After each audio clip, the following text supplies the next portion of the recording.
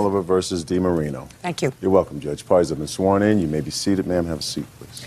Miss Oliver, it is your claim that the defendant owes you some money for babysitting services, and the defendant says you've been paid. She's counterclaiming because she says because you were such an inefficient sitter, she lost money. When did you start babysitting for a child or children? 2 children. We had an interview on the 5th of January, and then she started the 8th of January. And how did you find her? My father had given me her number because she was running a local ad in one of the papers for daycare. So how old are your children? I have a son that will be 3 in a couple months, and my daughter just turned 6. All right, January 8th is when she started, and what was the financial arrangement? Anywhere from $150 to $170 a week. Now, the first week that you babysat, did she pay you? Yes. And the second week? Yes.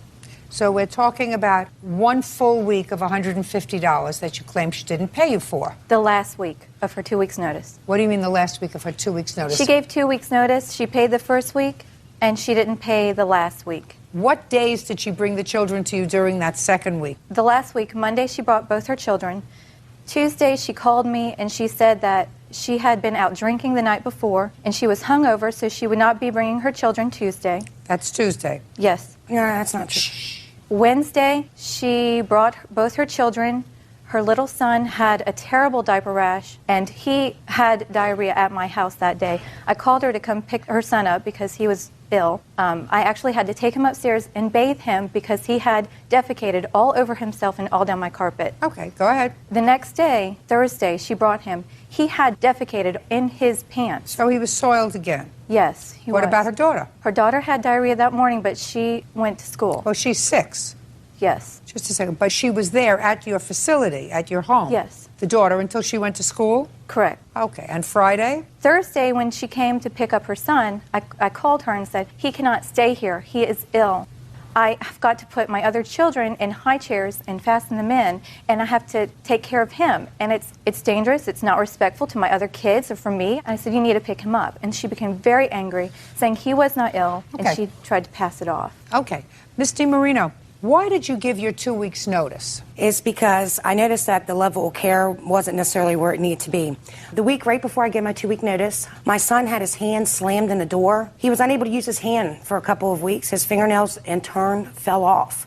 I was never notified. I was never called. The first time I found out about this was when I arrived at her house. Now, my children seem to like her. However, she did not work well for me. Sometimes my job demands that I stay later. I can unfortunately never count on her to do so. I realized I'd made a bad mistake, and my previous child care provider had been in Egypt on vacation for over a month, so I decided to go back. I gave her my 2 week notice. When you gave her your 2 week notice, the first week your children went to her home? Yes, ma'am. Every day? No, ma'am. She went to a funeral that week. That was complete oversight on my part, and I paid her for the full week. Did you go to a funeral that week? Yes, ma'am. What day did you go to a funeral? Tuesday. Were you available to babysit? I was not. Were you paid? I was. And everybody else paid the full I amount. don't care what everybody else did. Everybody else is not suing. Well, I gave her credit of $120. The 3 days, I've added a $10 late fee as per our agreement that we had. Just a second. It's not a late fee. There is a dispute as to whether or not you're entitled to be paid. So forget the late fee. Ma'am, she signed an agreement with me that she would pay a late fee. Listen to me very carefully, because there is a dispute, which is why you are here. Do you understand? I want you to forget late fee. That's not happening. She signed a contract that Listen to said me. that she would pay. Listen to me. Regardless if her children were ill. I want you to pay careful attention to me. Anywhere in your contract does it say if you are unavailable to babysit, you get paid anyway? No, ma'am. So that some things are not covered by a contract. Is that right? Right, but others When are. there is a dispute as to whether or not you are entitled to payment, that falls outside the contract, just as the fact that you had a funeral to attend and you couldn't get anybody else to cover for you because your job is very personal in nature. Correct. So when you can't babysit for people whose jobs depend upon you doing your job, very often they lose their wages from their job. Correct? Do you understand? Yes. That's why sometimes contracts don't cover every eventuality. You are not entitled to be paid for the day you took off. I'm not asking for that. But you were paid. That's why I gave her credit the next week. But you were paid. Well, if you gave her credit the next week, let us assume that you're entitled to $150 for the week. That would mean that you are really only entitled to $120. Yes, ma'am. And you're suing her for $150. So now we're down to $120. Now, you explain to me why you don't feel as if your children went there Monday, Tuesday, Wednesday, Thursday. Yes, ma'am. They were not there Tuesday because I had some prior arrangements. That has nothing to do with her. Absolutely. That has no use. You have to pay her for that. I had every intention upon paying her. Had my son came back being said that he was sick, which is what I told Miss Oliver on Thursday when she called me and said, you are aware you do owe me $120. And if you do not pay me by Friday at midnight, I will start adding $10 late fee. I said, that's fine. You're entitled to do whatever you need to do. However, my son will be at the doctor's at 4:30 today. If he is given a clean bill of health, I will not pay you a dime. If it is said that he was sick, I will pay you. My son was taken to the doctor. He wasn't sick. There was nothing wrong with him. She's the only person. Show me the doctor's letter. Yes, ma'am. My doctor is semi-retired, so all I could get was their notes. He won't be back until Thursday. State of Virginia will not release the records to you. Well, then that's not particularly helpful. I know it's not. It's the best I could do because Dr. only comes in a couple times a month. However, I have a statement from my sitter. I don't need a statement. I don't read statements She's from giving you. I birth in 2 don't weeks. read statements from your sitter. She can't. I don't Okay. read statements from your sitter. Yes, ma'am. You know, sometimes when a child has an upset stomach, it doesn't necessarily mean that they're sick. Yes, ma'am. But sometimes it does. And sometimes, if a daycare provider believes that the other children in her care are at risk, Yes, ma'am. then the prudent thing for her to do is to say, listen, I don't want to risk the other children's health here. So, but there is no question that you owe her $120. Even for the fact that I paid a separate daycare provider for that whole entire week, and she kept my children for 3 hours. Listen, if for some reason you were unhappy, I was. you should have done what every reasonable parent does, which is not send your children at all if you questioned her ability to care for your According to this, children. I would have been liable. What? According to her contract, I would have been liable. Are you kidding me or what? That's what it says, No, 'cause are I you initialed kidding it. me or what? That's what I mean, thought. you're telling me that you question her ability to did. care for your children, but according to the contract, you'd be liable to pay for them anyway, so... I that- would, Should- unless listen, without 2 weeks. Yes, ma'am. Let me ask you this question. You take your children to an amusement park. Yes, ma'am. And you buy your ticket. Yes, ma'am. And after you buy your ticket, somebody in the amusement park says to you, you know, I heard that yesterday 4 children were killed on that ride that you're going on. Now, you got your ticket in your hand. What do? You don't go. You don't, just a second. You don't go. You take your ticket, you throw it in the garbage because you're a mother, and you say, I'm not taking any chances. I don't care if I lose the $1.50 or the $3 or the $6 on the ticket. I'm not risking my children on a ride that could be dangerous. So if you question the ability of a daycare provider to provide for your children, irrespective of whether you owe them the money, you don't take them. Which is why they didn't come back. Just as you don't take them. You don't say, I'm didn't liable wanna to end up pay. here. Hey, I'm liable to pay the money, which is why I sent them. Now, that's what you just said to me. You said you sent them because you were liable to pay And anyway. there was no immediate danger, except for the fact that when she said there was something wrong with my son, nobody else observed this except for her. Oh, I don't believe that I that's have true. a- Miss nobody else DiMarino, observed it. Miss DiMarino, I don't believe that she sent your son home with you and called you when she felt as if the child had an upset stomach, had a bad stomach. Could have been a virus, could not have been a virus, whatever. My sense is that she sent him home as much because it was a pain in the neck for her as anything else, because she says she had other children to take care of, and she was devoting all of her time to take care of your son and cleaning her carpet, which was irritating to her. Well, that's unfortunate. That's what you have to do when you take care of little babies. That's what you get paid for. In any event, you owe her $120. It was a bad experience. You got to pay her. Stop being a crybaby. If you didn't take your children there at all, and you said to me the last week, look, I felt my children were at risk at her house. Wow. And therefore, I'm not taking them, and you didn't take them, I might have had a little sympathy for you. But you took them. I have zero. You owe her $120. That's all. Thank you. Your countersuit is dismissed. It's nonsense. Your countersuit for your lost wages when she couldn't take care of your child, it's nonsense. It wasn't for that. Yes, it was. No, ma'am, it was for the fact of, it wasn't for when she couldn't take care of my children. My countersuit was for when I had to miss a whole day of work because it was President's Day. She forgot to inform me she would not be taking care of my children. It was President's Day. I showed up with my children in tow, and I missed a whole entire day of work. Which day was that? It was President's Day. February 19th. February 9th. Is And that she in your was aware. contract? It is. I take off all Holidays. state holidays. Is it in the contract? Yes, it is. Show me. That's all. It just has to be in the contract. That I take off all state holidays, and if she did not know what state holidays were... Just show me. State holidays are observed, and I will generally not be providing care on those days. Correct. However, if needed, it can be arranged for an additional $40 a day. She did not ask me Just to... a second. Why? Because those are the days my husband has off, and that's when we spend family time together. I do not take a vacation during the year like a lot of other daycare providers do. Please ask for a list of state-observed holidays. Did you ask for that list? I didn't need. I knew. Did when you it was. ask for that list? No, ma'am. Okay. I have a calendar.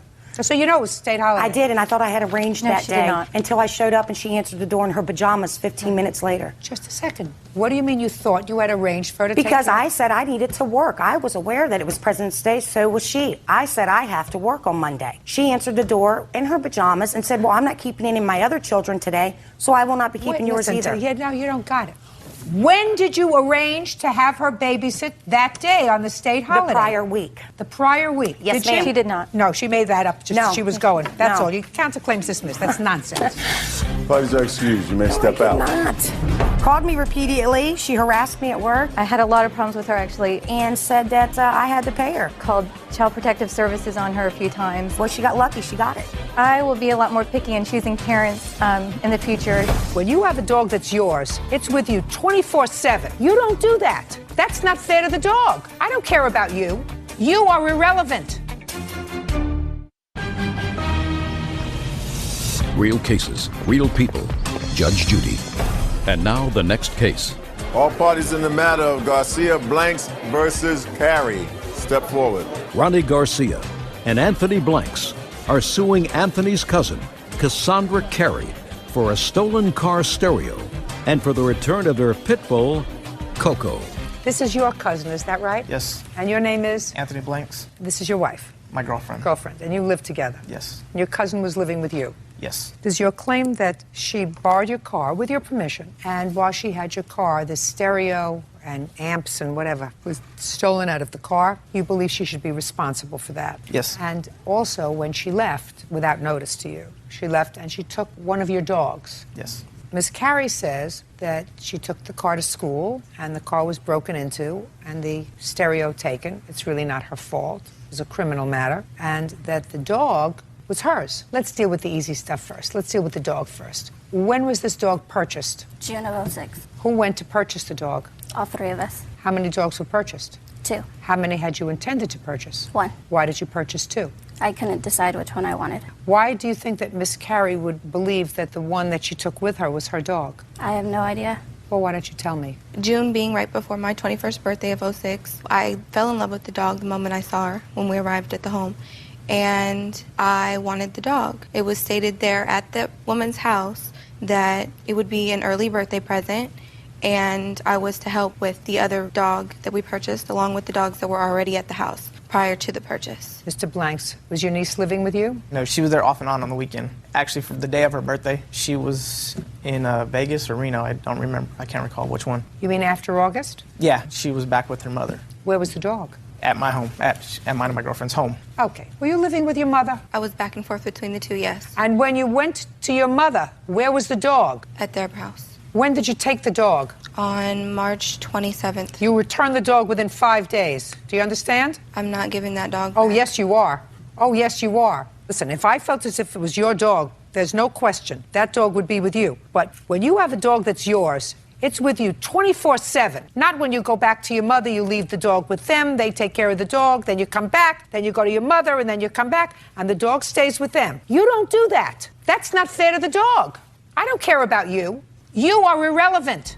Now, the dog has a companion, and this was the dog's home. And just because you may have been moving and said, well, now I'm going to take my dog, the dog was living in a perfectly comfortable place for a year. You can't uproot an animal like that. Go buy yourself a new dog. When I tried to take the dog, when I moved out initially the first time, I wasn't allowed to. And Then I was- sue them. Then what you do is go to court. You were over 21. Take them to court and say, you have my dog. I want to take my dog. But instead, you came back and forth and lived with them, and then you didn't live with them. You also borrowed their car, right? So you weren't angry with them. You have to return the dog to them. It's their dog. Go buy yourself another one. Do you get it? Yes, ma'am. I mean, I'm cutting an order, so they will come with a marshal to take the dog. Do you understand? Mm-hmm. Good. You know where she lives? No. Oh, I'll find out. Where do you live? I'm between residents right now. Where's the dog?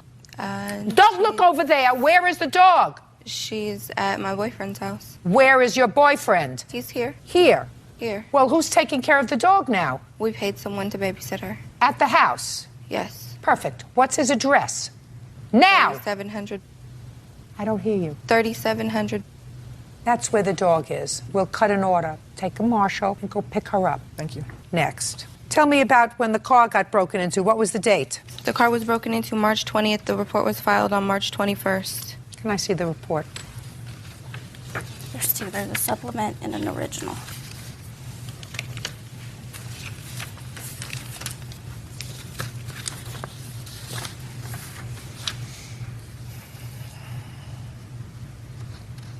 Whose cell phone was taken? Mine.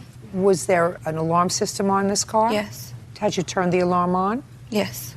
And the car was locked? No, the locks, when I was issued the vehicle from him, there was no seat belts, nor did the locks on the doors work. Is that right? Yes, that's correct. Well, did you pay for the use of the car? Yes, the 2 ma'am, months I that did. you had the car, is that right? She paid for, February. and she used it for a total of 3 months. The first time she used it, she took it to her boyfriend's house, and I told her I didn't want my vehicle there at his house because it was way out there in case something happened, like the breaking in issue. It would be a lot harder for us to deal with. I had to go basically steal my car back because she was in Reno again with him, drunk, and brought it back to my home.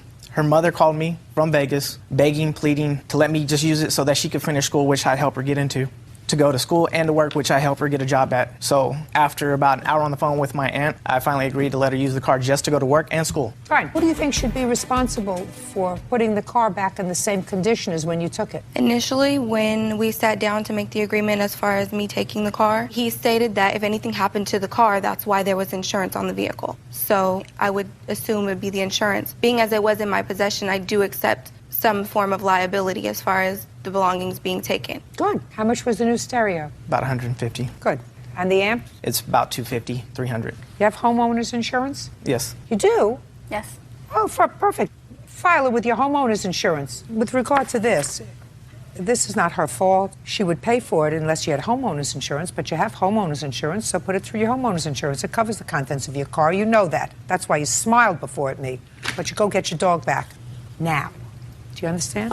Go buy yourself a new pet. I just saved you $200. That's all. Versus Morissette. Why has it been sworn in, Judge? Be seated. Folks, have a seat. Miss Morissette, the defendant is your father, and you're suing him because you say he didn't do the right thing with regard to a car that you paid a lot of money for that was in his name, and he took the car back, and he didn't have any reason to take the car back, and you want him to give you back the money that you put into the car, which is $3,000. Is that right? He had reason to take it back, but I just want my down payment back. That's sort of interesting. You say he had reason to take it back. So he let's didn't really have... Shh, just a second. You put $3,000 down in the car, is that right? Yes. Is that right, Mr. Morissette? No, ma'am. It was $2,500. Okay. Let's say she put down $2,500. Why don't you tell me the reasons that you think that your father took the car back? How long did you have it, by the way? From 97 to September of 2000. And he took the car back in 2000? So what took you so long to get to court? Because I had found out that my father had said once he paid the car off, he was going to return the car to me so that I can have transportation. Once the car was paid off, he never returned the car to me. So in 1997, you put down $2,500 in the car? I put down $3,000. I saved up $3,000 for Let's say you put down payment. $3,000. That was in 1997, 5 years ago. And you drove the car from 1997 to when? Till September of 2000. But I didn't drive it that whole time from 1997 to 2000. Why not? Because he took the car about maybe 4 times. Why? Within the whole time. Reasons: one, I had an accident one time in Fresno. How many accidents did you have? 2 accidents. Anybody hurt? No. Were you on his insurance at the time? Yes, I was. And how many cars did your father have? About 4.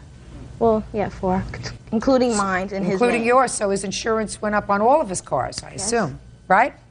But I already Big time. stated before that I would get my own insurance. Well, did you get your own insurance? No, because he took the car. Right. How many years would you say you drove this car? Totaling about 2 years, because all the times that he took the car. So you drove the car for 2 years? Yeah.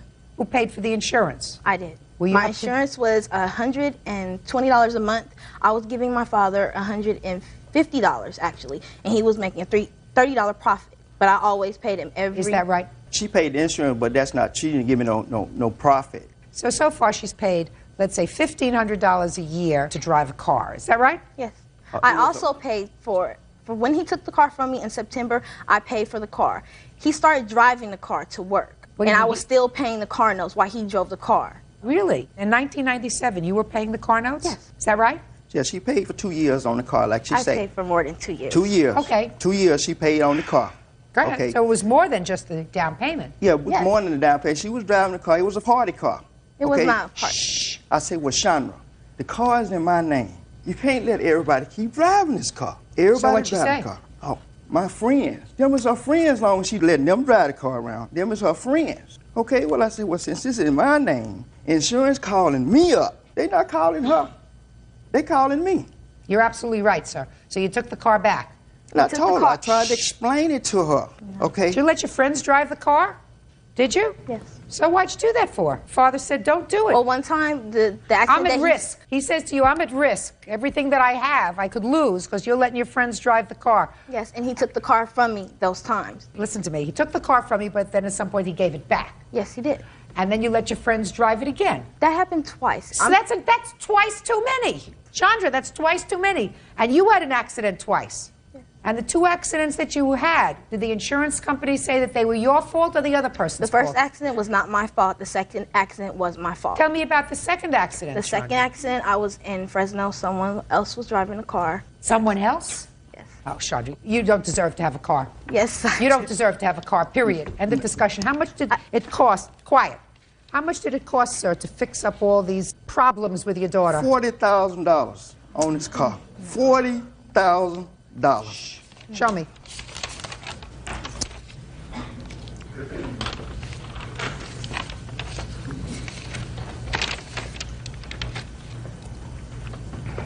This was on the last accident she had? The last one, she didn't have an accident. A friend was driving the car. I know. $19,000 was paid out on that one. Well, how much do you owe, sir? Nothing. I mean, I understand that this is what the insurance company He paid is. nothing. Shh. Oh, he paid. Oh, yeah. Believe me. I'm paying he paid. now. He's paying now, and he's going to pay for a very long time for Right. all the other cars that he'll ever own. He's going to pay for this. This is an accident in Fresno. She said she was driving, which is state that Jose was driving. Not Jose. Right here. It was not Jose. It was Joseph. Jose, $19,000. Here they paid $19,000. And this one is for $40,000 that they paid out? That's the total package on the 3 accidents that occurred on the car. And so when the insurance company said, what you going to do about Chandra? And I said, I'm dropping her. I'm dropping her. He had to drop me. No, he said, when he called me, he said it's going to cost about $4,000 a year for Chandra. You're right. You drop her. So Fast. I'm and you dropping take back her. her car. Say no more, Mr. Morissette. Listen to me. I'm going to make it as simple as I can for you, Chandra. I want you to listen to the reality of it. You drove the car for 2 years, if I believe you. But the car was really in your possession off and on for 3 years, Yes, which it is what you told me. Your father took it back various times and gave it back to you when you promised you would be good and not do the wrong thing again. He gave it back to you. He gave you another chance, and then he took it back again. So for that period of time, when the car depreciates in value, I'm speaking, you had use of the car. Then there came to a point where your father is told either you drop her or we're dropping you or we're going to raise your rates on your other cars so high that you're going to be working 6 jobs in order to pay your insurance. So your father is left with only one choice, which is drop Chandra and take the car back permanently. At that point, he has to pay you zippity-doo-dah. Judge Judy continues in a moment. Did you go back on your word when you said that I won't let anybody else drive the car anymore? Did you go back on your word? Did you go back on your word? And later today, How did you pull your daughter out? I grabbed her by the arm and pulled her on out of there, and she started screaming. I was worried about her because she was out of the car, and he started coming toward her and hit her with the truck. real cases, real people. Judge Judy. Chandra Morissette says her father, Freddie Morissette, illegally repossessed her car. Freddie says Chandra was allowing her friends to drive it. Miss Morissette, your irresponsibility placed him in a position of risk. The car had already depreciated in value the moment that you drive it out of the lot. Probably at least the amount of your down payment. And if you had done the right thing and had been responsible, your father would not have been in a position of having to take the car back from you. It's as simple as that. It's your fault. I know it was And my it's your fault fault that that he he took is the car going to from me. continue. But my father had made an agreement that he would pay the car off. Once he paid the car off, he was going to give the car back to me in my name, and I was supposed to pay him. Then he went back on that. So, did you? No, I didn't, because I was paying him the whole time I was there. Listen to me. Did you go back on your word when you said to your father, I won't let anybody else drive the car anymore? Did you go back on your word? Did you go back on your word? Did it cause him a lot of trouble? Yes. Cost him money? Forever?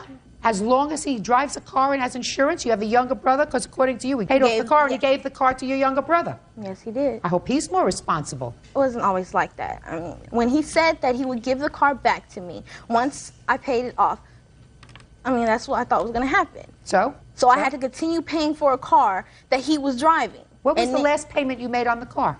Was in August. Of what August of 2000, because that's when he kicked me out. 2 years ago. The same time that all this problem was staring at him in the face from Allstate Insurance Company. You know you're in good hands? Yes. Your car was not in good hands when you had it. Yes, it was. I took care of... Listen to me. You're not getting your down payment back from your father. If he had a counterclaim for what all your irresponsibility cost him, I guarantee you it would be far more than the $2,500 or $3,000. He shouldn't have never agreed to give me the car back once I paid the car off. Or he shouldn't have said that he was going to pay the car off and give the car back to me. That's how all this started. That's how... It all started, madam, because you were irresponsible. And you lied to your father, and you caused him all kinds of difficulty, and he kept giving you chance after chance until he finally got disgusted. And I was trying to prove myself to him, trying to prove that I am responsible. You working? Yes, I am. Where? It's at Barnes & Noble's. How long have you been working at I've just started working there. I was recently working at Kmart. You live by yourself? No, I don't. I live with my boyfriend. Does he work? No. He doesn't work? Right now, he's in jail. Your boyfriend is in jail? Yes. So you don't live with your boyfriend, you live alone? Is that right? Yeah, I live with my boyfriend's grandmother. You live with your boyfriend's grandmother. You have Yes. children? No, I don't. Do you pay rent to your boyfriend's Yes, I do. grandmother? How do you get to work? The bus, or I walk, or I have to call a cab because it's on days when the buses don't run. Why haven't you in the last 2 years been able to I've save been up trying to enough money? save up for a car, but living on your own is hard to try to save up for a car Especially and if pay you live, rent. especially if you have a boyfriend who's in jail. He has nothing to do with none of this. Oh, sure he does. It's an exercise in my determining whether or not you still have good judgment. And I'm telling you, if there are two young people and you're working and he's working, so you're able to combine your money, you have a little extra money so that you can put away a little bit every month so that you can save, so that you can buy the things that you want, that's good judgment. If you choose at your age to have a boyfriend who's in jail, that's an exercise in poor judgment. Chandra, get over it. Your father owes you nothing. Goodbye. These are excused. You may step out.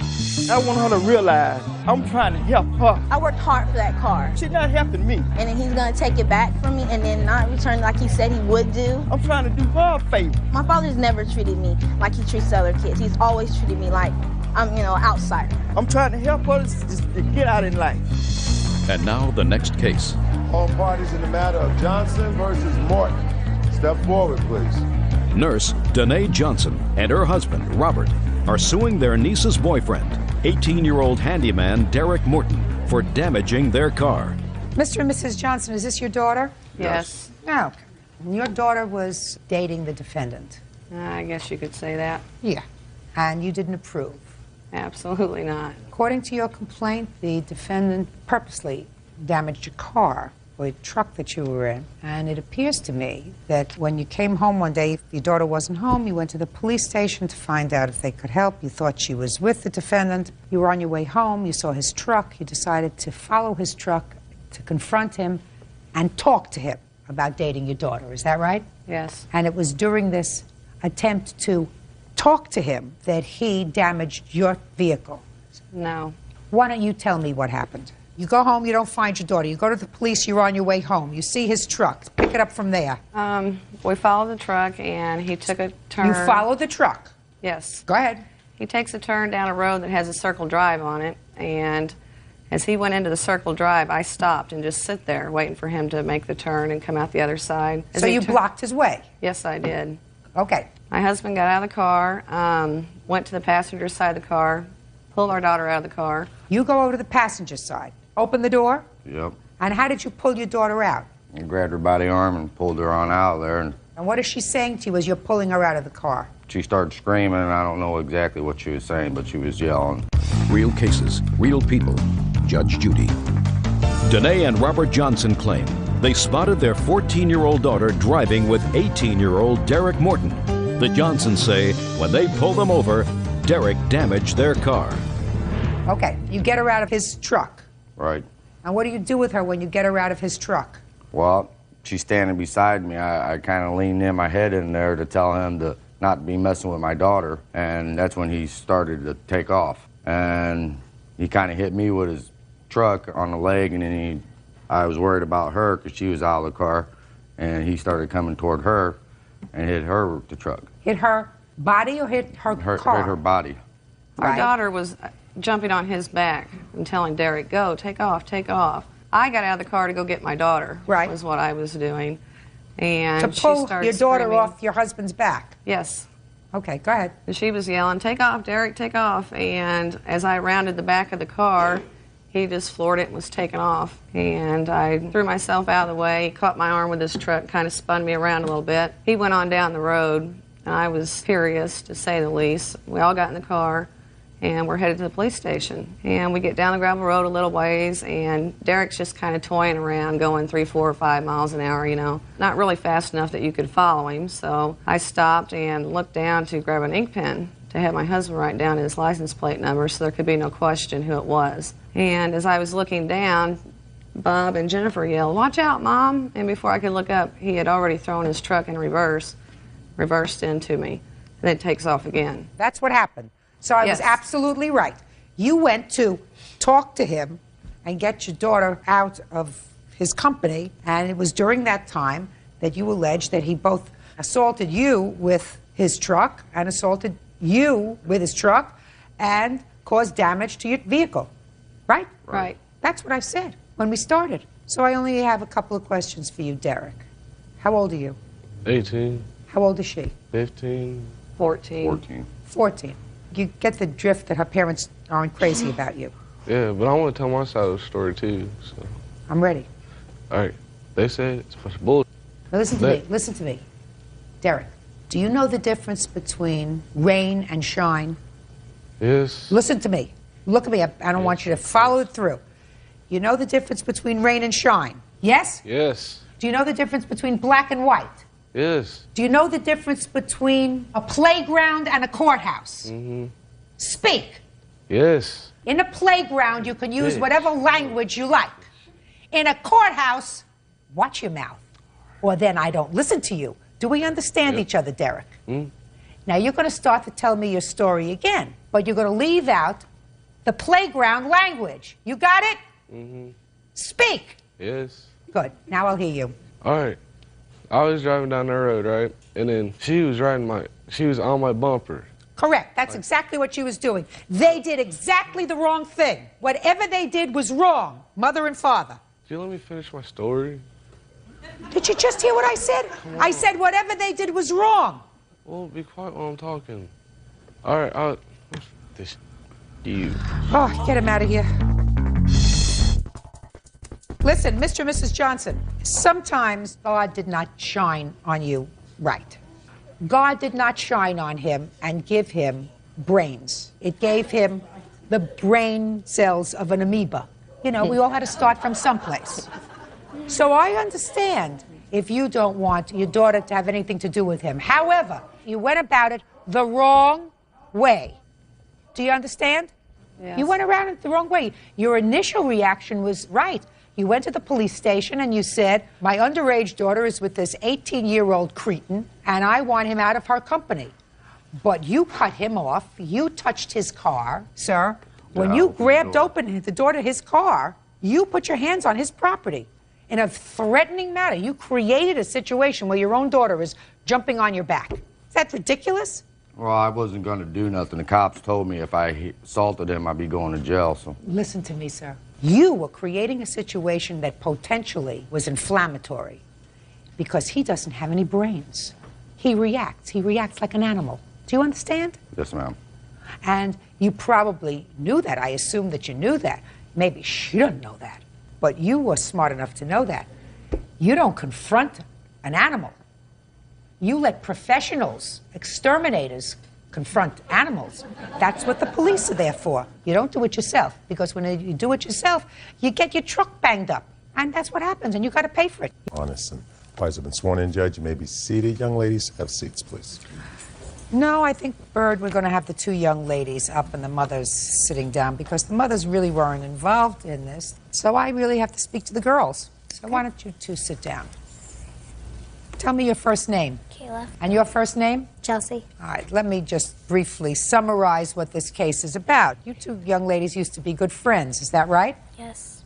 And Kayla, you say that you lent a CD to Chelsea. She returned the CD scratched. And when your mother tried to get her mother to pay for the CD, there was all kinds of bad talking back and forth. And then you say Chelsea hit you, beat you up, broke your glasses, and your mother is suing Chelsea's mother to pay for the CD, pay for the glasses, and for a little bit of pain and suffering because you were really frightened. And Chelsea says that she was just defending herself, that she didn't start up with you really started up with her. That's what I gather from the papers, although girls didn't write out this complaint and answer. They were written by your mothers, who really weren't there, who were only getting the stories from you. So since I am the truth machine, I will decide, and I will ask the questions, because you know I will ask much more piercing questions than your parents asked you. Feet together. All right, Kayla. When did you lend the CD to Chelsea? September something, the beginning of September. Sometime in September. And when it was returned to you, it was damaged so that you couldn't listen to it? Yes. So what did you do? My mom asked me if I wanted to call Chelsea, and I had said yes. I called her, and Chelsea answered. She started getting in an argument because I had asked her if she would either replace it or pay me back so I could buy a new one. Okay. You remember that conversation, Chelsea? Yes. Well, tell me about it. She said, will you replace the CD because it was scratched in the And you said what? I said no, because I didn't scratch it. Well, who scratched it? Hey, my friend. Your friend who? Haley. Where was the CD when it was scratched? In your house? No. Where was it? Haley's house. So then you lent the CD to Haley? Yes. With Kayla's permission. Just a second. Tell me about how you came to lend the CD to Haley.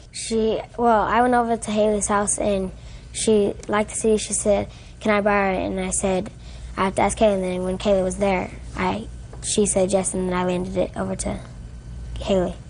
Did she ever ask you if she could lend the CD to Haley? No, ma'am. No, she didn't.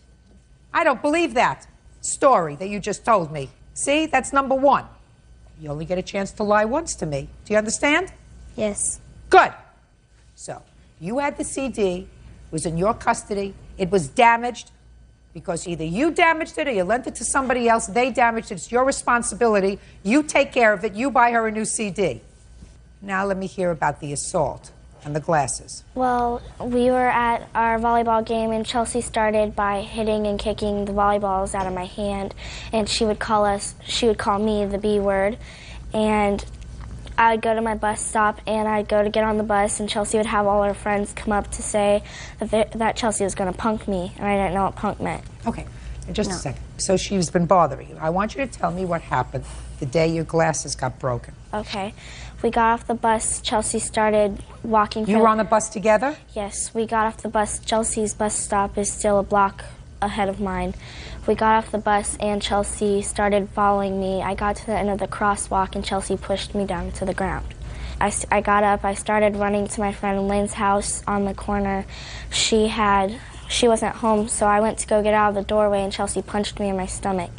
I fall to the floor, and I got up. That's when I start running, and Chelsea punched me again because I turned around to the side, and she punched me in my side. That's when I was to the end of the driveway, and gravel came up and hit me in my face, and I had scratches all over my lenses, and my lens was all bent. All right, now, Chelsea, I want you to tell me your version of those events. You were on the bus together. Yeah, we was on the bus together. We got off. Look at me. We got off at the same street together. Now, is that the street you always get off at? Yes. Is that where your house is? Yes. Okay, go ahead. and I wasn't following her. Actually, I was going over to Tanisha's house, and I did not punch her in the stomach. Just tell me what you did do, not what you didn't do. And look at me. When we went into this house, I pushed her. Why did you push her? Because she kept on saying, you're going to replace the CD and replace the glasses and stuff. No, you hadn't touched her glasses yet. Her glasses weren't hurt yet. You're following her, and you said you pushed her. Yeah. And I'm going to ask you again, why did you push her? Because she kept on saying, you're going to replace the CD and stuff. So she's saying to you, you're going to replace the CD, so you pushed her. And what happened when you pushed her? She pushed me back, and then we kept on pushing each other, and then she fell on this couch. And how did she fall on a couch? Because she knocked on this lady's door, and... She knocked on a lady's door? Yes. Now, in order to get to this lady's door, Chelsea, did she have to walk up a driveway? No. Did she have to walk up a porch? Yes. Had you ever been in that house before? No. Did you know who lived there? No. So she went up and knocked on the lady's door. Go ahead. What did you do? She told me to come in there, so I went in there. Who told you to come in? Kayla. Did that happen? No, ma'am. Of course not. Of course it didn't happen. Judge Judy continues in a moment. Unless you take control of this not fully cooked 12-year-old, you are going to suffer, but so is she. And when you say to me, I believe my daughter, I say, you are hopeless. And later today, your answer is so ludicrous that I wondered whether you told your parents you were coming today, whether they tried to discourage you. This is the youth of America. I want you to listen to this. This is not going to take long. real cases, real people. Judge Judy. 12-year-old Kayla Schmitz says former friend, 12-year-old Chelsea Mora, assaulted her, breaking her glasses. Chelsea says Kayla started it. You push her. She pushes you. She falls down. Then she goes into some person's house to get away from you. You follow her. Now let's hear the rest. No, she told the old lady that lived there that she was going to call her mom. She wanted me to come in there to talk to her mom.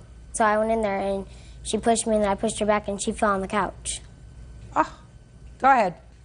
Chelsea had came in the house because I don't know why, but I went to go call my mom, and Chelsea came in. Did you know the lady whose house that was? No, I didn't. I just started knocking on people's doors because I didn't want to get hit no more, but I went into this lady's house. She had let me in. I went to go pick up the phone. She had Chelsea and April coming in her front door. They were coming in. You mean she was with somebody else? Yes, April. Miss Jackson, that was the lady's name. Miss Jackson had April and Chelsea come in. Chelsea pushed me. I hung up the phone. I pushed her back. Chelsea pushed me. I fell into the corner of Where Miss was Jackson's April car. during all this time? Just watching her. You didn't tell me about April. April got off the bus stop with me. Mm-hmm. You're going to have your hands full with her. Do you understand? I've been in this business a very long time. And if she managed to put this over on you so that you actually believe this story that she's telling, then you are creating more of a monster than she already is. We understand each other? Yes, ma'am. Good.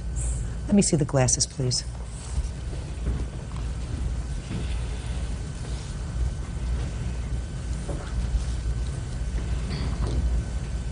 How much was the CD? About $20. Mm-hmm. How much is it going to cost you to replace the glasses?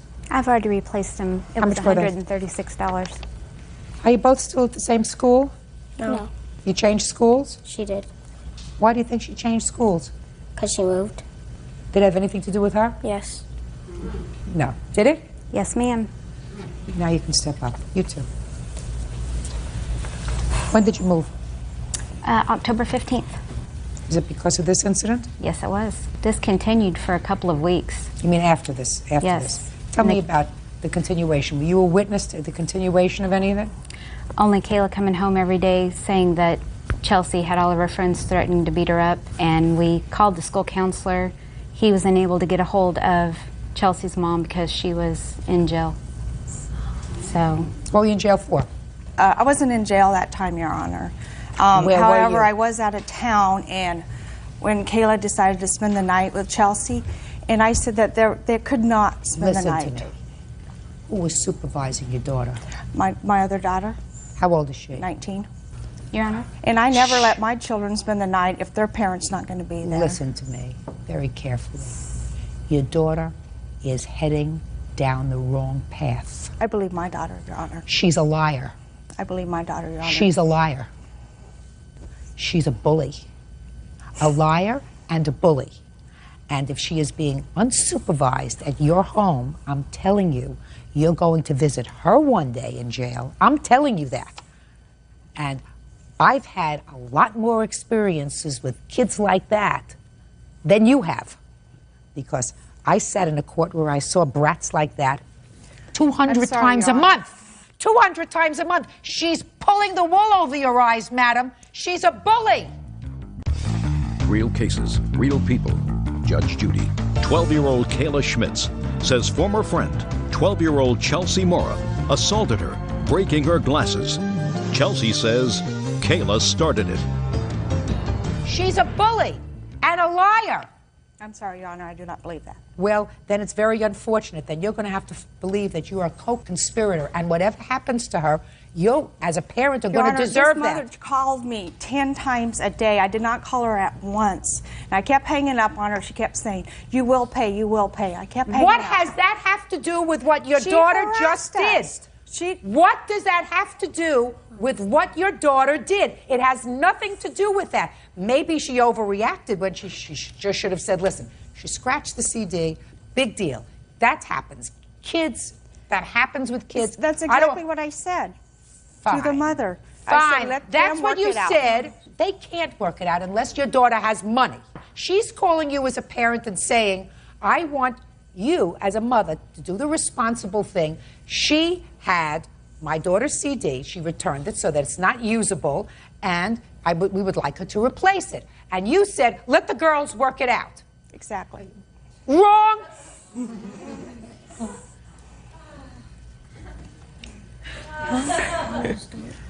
Let me explain something to you. Let me explain something to you, why I look at him, so you'll understand. Bird thinks that I am sometimes too verbally harsh, right? And we had a discussion about that. And I'm going to tell you something.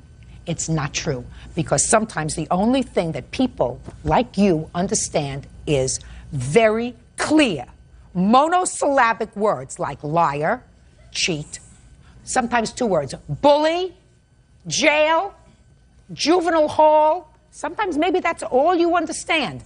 But certainly your daughter caused, because of your lack of supervision of what she was doing, a whole family to uproot themselves, to change schools. We're not talking about just broken glasses and a broken CD. We're talking about her being a mean-spirited bully, and you're sanctioning it. And I'm telling you, you are going to suffer for it as a parent. But more than that, you're fully cooked. You go to jail, you're out of town, a 19-year-old is supervising a 12-year-old, you think that that's okay, but she's not fully cooked yet. And unless you take control of this not fully cooked 12-year-old, you are going to suffer, but so is she. And when you say to me, I believe my daughter, I say, you are hopeless. Judgment for the plaintiff in the amount requested, $1,000, and that includes your moving costs. Goodbye. Parties are excused. You may step out. They asked me if I wanted to file assault charges, and I said no, I just wanted to keep her safe. Other mother knew that my 19-year-old was watching the girls, so if she chose that it was unsupervised, she knew what was going on. The whole family's going to end up in jail. Chelsea's a very good child. Make your friends wisely. And now the next case.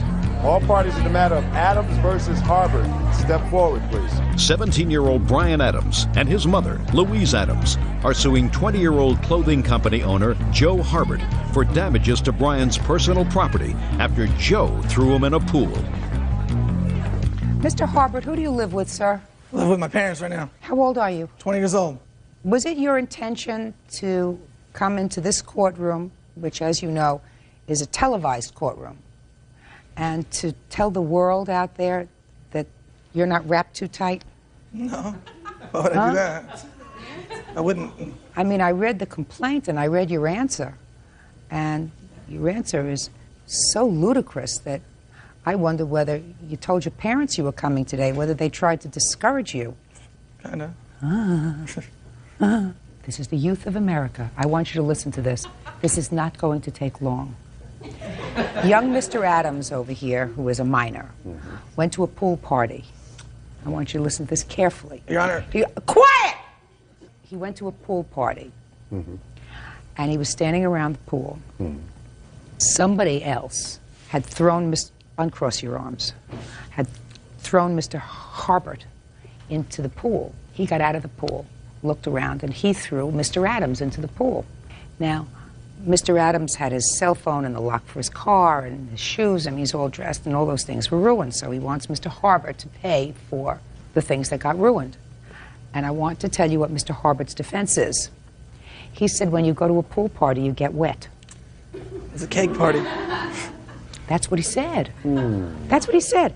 He said, and I know that he took time to write this in between his master's program.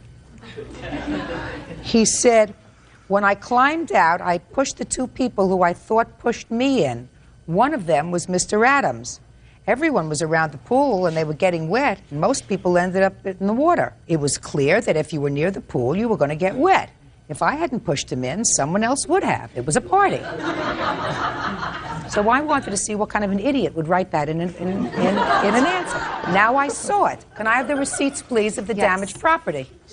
Isn't it that same type of logic that if you're standing in a garage, that makes you a mechanic? Or if you're standing in a garage, you're going to get hit by a car. There you go. How about that?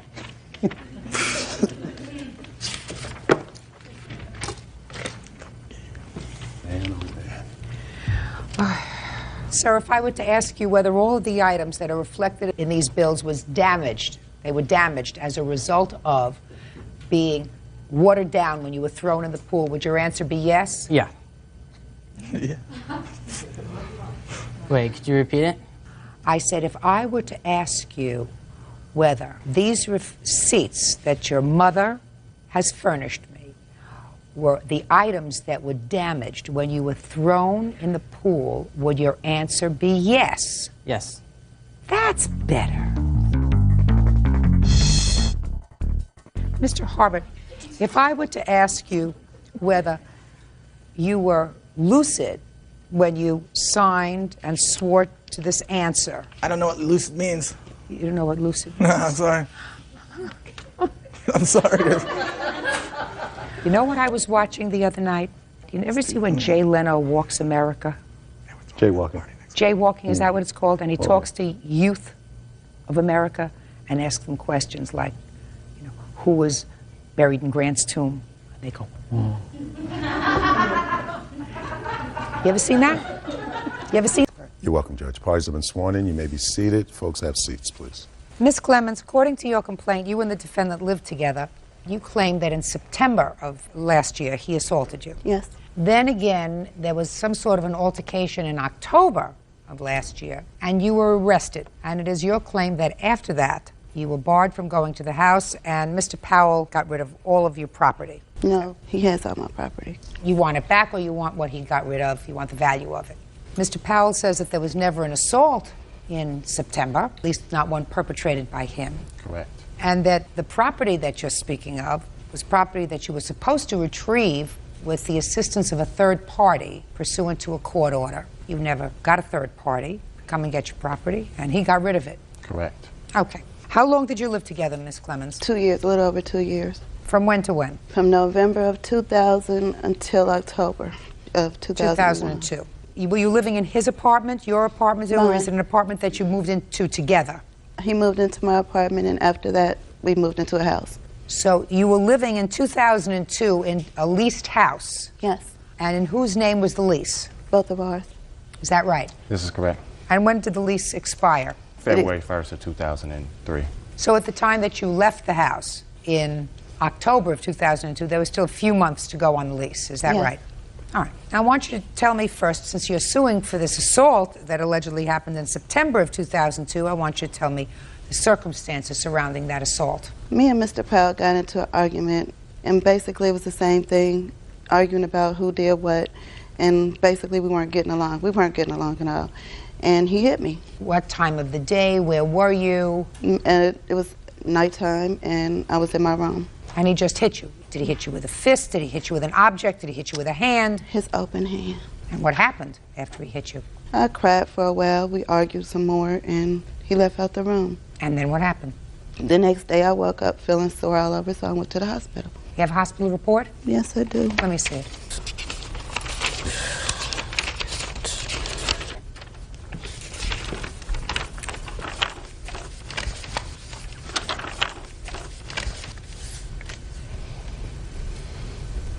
Where were you hit? Here, there, and on my other arm. You said he slapped you with an open fist. He slapped me and he hit me a couple times. Well, you didn't tell me that. I'm sorry, I wasn't clear, but he slapped me and he hit me a couple times. Did you go to the police? No, I did not. I refused to.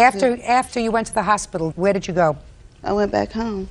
Did you tell them at the hospital that you have a safe place to go? Not exactly, no, because... Well, that's what they say that you told them. Yes, that you had a safe place to go, and the safe place to go is you went home. Yes, because he was at work. It was safe at home. He was gone. Well, did you pack up your things and leave? No, I did not. Why not? Because I was in love with Mr. Powell. We had had arguments before. So then if you were in love with Mr. Powell and you decided to stay, yes. and I'm not interested in your suing him now because he slapped you in September when you went home and you decided to stay. Do you have children together? No, we do not. So the only thing that you have together is a lease?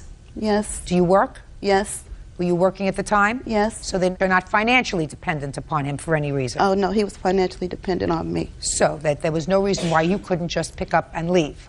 I understand that, ma'am. Who are these people here with you today? My best friend, MJ Andrews, and my ex-husband who took me to the hospital, and they're here with me to support me. So you could have gone to either one of their houses, is that right, if you felt that you were in danger? I don't feel like I was in that much danger because... So then why are you suing him now? I don't... The suing him for the violence is not important. What's important today is my things that were left in the house, and I did try to obtain... Just 1 second. I'm not there yet. So what you're telling me is you just threw in this September incident for good measure. They asked me what happened, and I told them. Well, you could tell them, but you had no inkling to sue him for this. Fine. That's good, because from me you wouldn't get anything. I'm not even sure that it happened. Now I'd like you to tell me what happened in October. I'm going to you because according to you there was an assault in October. Correct. And she was arrested. Correct. Let me hear what happened. Okay, basically what happened was, as she may have mentioned, that we were not getting along at this point in our relationship because of the different mood swings that she would have, as well as the what I would characterize as obsessive, possessive type of behavior towards me in our relationship. Yes. How long did you know Miss Clemens? I knew her for 2 years. When you knew her, was she taking medication? I wasn't aware of her taking medication until maybe 6 months in our relationship. Either an antidepressant. Is that what you take, antidepressants? Yes.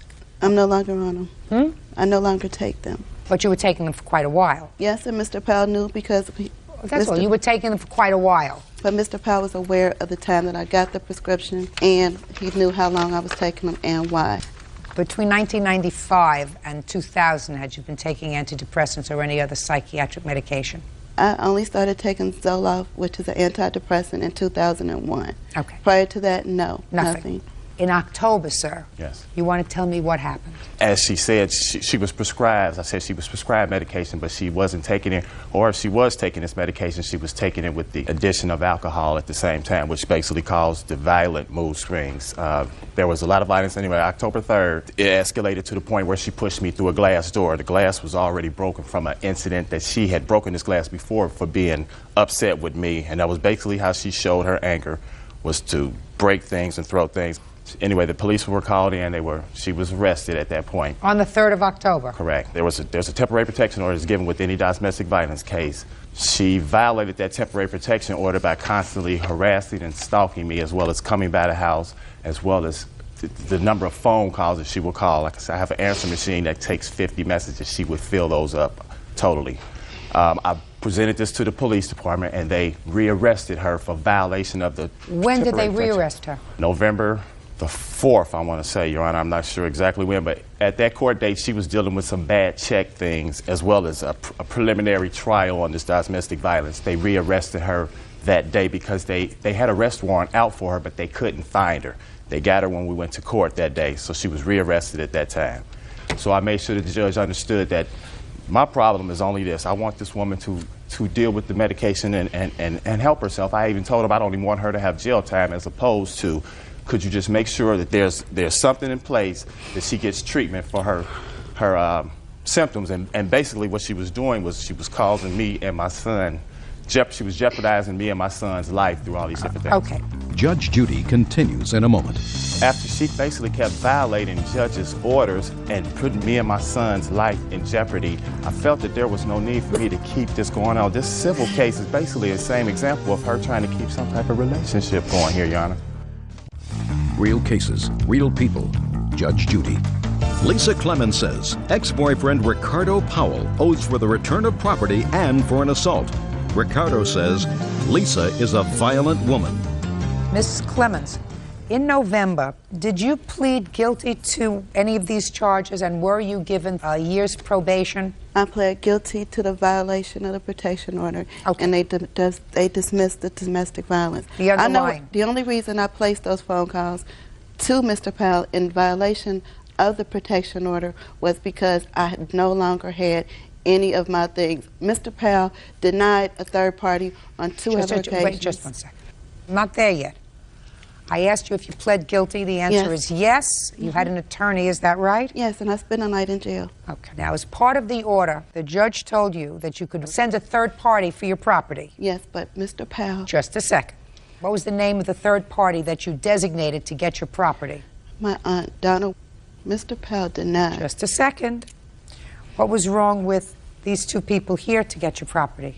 My aunt was available with me in court, and therefore the people, when I left the courthouse that day, we designated her because the court officers were there. Who designated her? My lawyer and I, because she was there. She was available. She was in court. Was that part of the order? No, it's not. The person isn't designated on the court papers. I went back to court, Your Honor. I'm not there yet, Ms. Clement. I'm trying to go in order. When, for the first time, were you contacted by Ms. to get her property? There was never any contact business. There was only contact by Lisa a week after the trial. Just a second. Yes. A week after the trial. The trial. Correct. Did you, Ms. Clemens, go to the defendant's house? No, ma'am, I did not. Did your aunt go to the defendant's house? No, she did not. I have a witness here today that he claims was with me. I have not even driven down the street. Just a second. Is there any reason why you brought these two witnesses here today instead of your aunt? Because my aunt is working and she could not get off of work. Don't these people work? Yes, but... Listen to me, Ms. Clemens. The defense that Mr. Powell has in this case is that you were instructed by the court to have a third party retrieve your property. His defense is you never had a third party contact him in order to get that property. You say that you did, and that third party was your aunt. So it would seem to me that that is a key witness. These people aren't key witnesses. This person was the person you designated. Why would you not bring a pivotal witness who you say can testify that you were trying to comply with the judge's order? My aunt was not, to me, a pivotal key witness in this instance. Well, to me she is. I understand that, Your Honor. Now, I'd like to see a list of the property that you say you left behind at Mr. Powell's.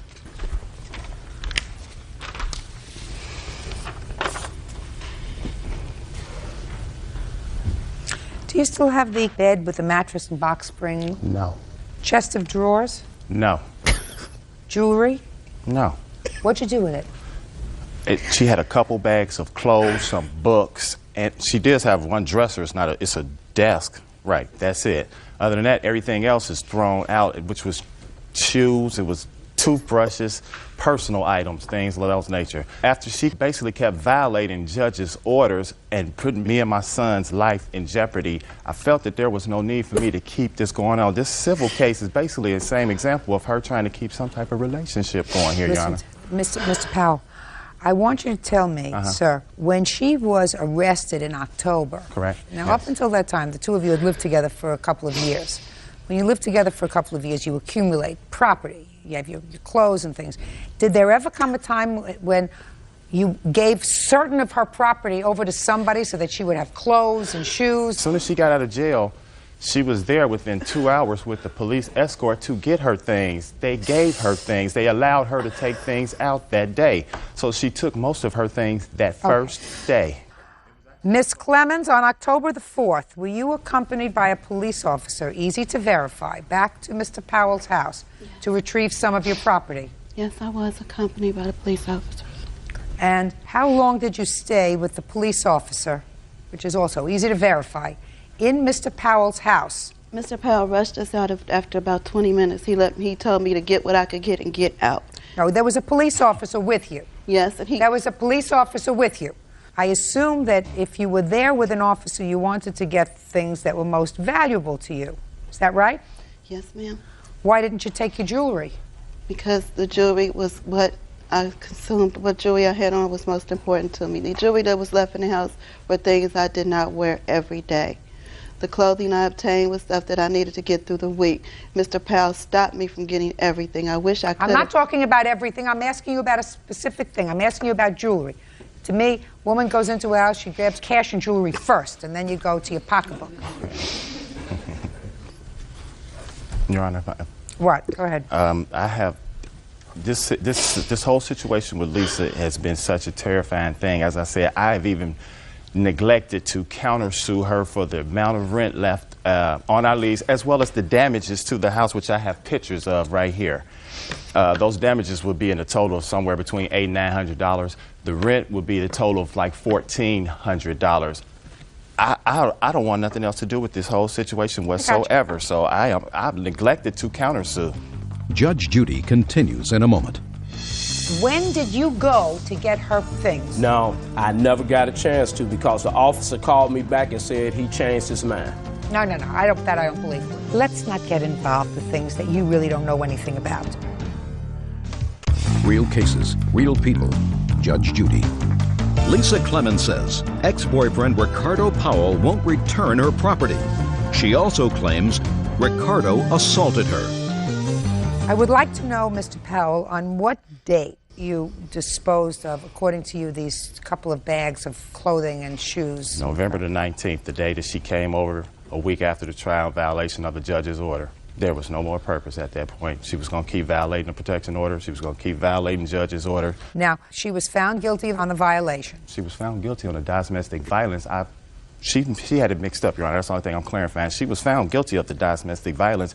I plea bargained her to dismiss the violation of the temporary protection order. So she wouldn't go to jail? Correct. That she would get this counseling. Right. So she wouldn't go to jail because Correct. if you're found guilty on the violation, what? Correct. Yes, sir. You want to say something? Yes. Well, step up for a second. Tell me what you want to say. Your last name is? My last name is Twyman. Go ahead. I went with the police to their house to get her clothes and things. Is that the day she was released? This was the second time, I believe. And he would not let her get anything. And the police called both their lawyers. And I believe both lawyers agreed that she could get these things. And he told them at first she could come and get them. And then the police called me back. Just a second. Who did he tell she could come and get? He told the police. How do you know that? Because the officer called me at home, at my house, and told me that I could go and get the things without her. You, not her. Not her. You. Me. Right. Fine. When did you go to get her things? Now, listen to me carefully. When did you go to get her things? I never got a chance to because the officer called me back and said he changed his mind. No. I don't believe. Oh, well, that I don't believe. Yeah. He said you could go. Exactly. Was she going with you? No, she was not allowed to go. Good. She was there to... Now let me hear your version of these events. Okay, Your Honor. After the police, they said she has a reasonable expectation to come after the domestic violence case to come back and get some things out of her house. I gave them the run of the house to get what they have to do because I understood the police officers. After that, I was advised by the police officers as well as the prosecutor's office that anything else after this would have to be dealt with in court. They came over 3 extra more times after that in violation of what everybody is stating. Who's they? She came over more than once. He came over the second time after the police with her, too. She was there with him the second time. Where was she? They were in the truck in front of the house. Did you ever go over to the house in the truck with her? Shh. The answer is either yes or no. Yes. Yes. Well, you can't do that, sir. Okay, well, we met the police there at the house. And we were not in front of your house. We were 2 doors down, actually. No. We called the police before going to his house. She can't go there, sir. Don't you understand that? Exactly. I understand that. Okay, Jan, if you may, if she can't go there, why would he have her come there and pay the rent and then put her out. Again, Listen a to me. second Let's After not- the whole listen, situation. let's not get involved with things that you really don't know anything about. I know Okay? about it. Okay? Sit down.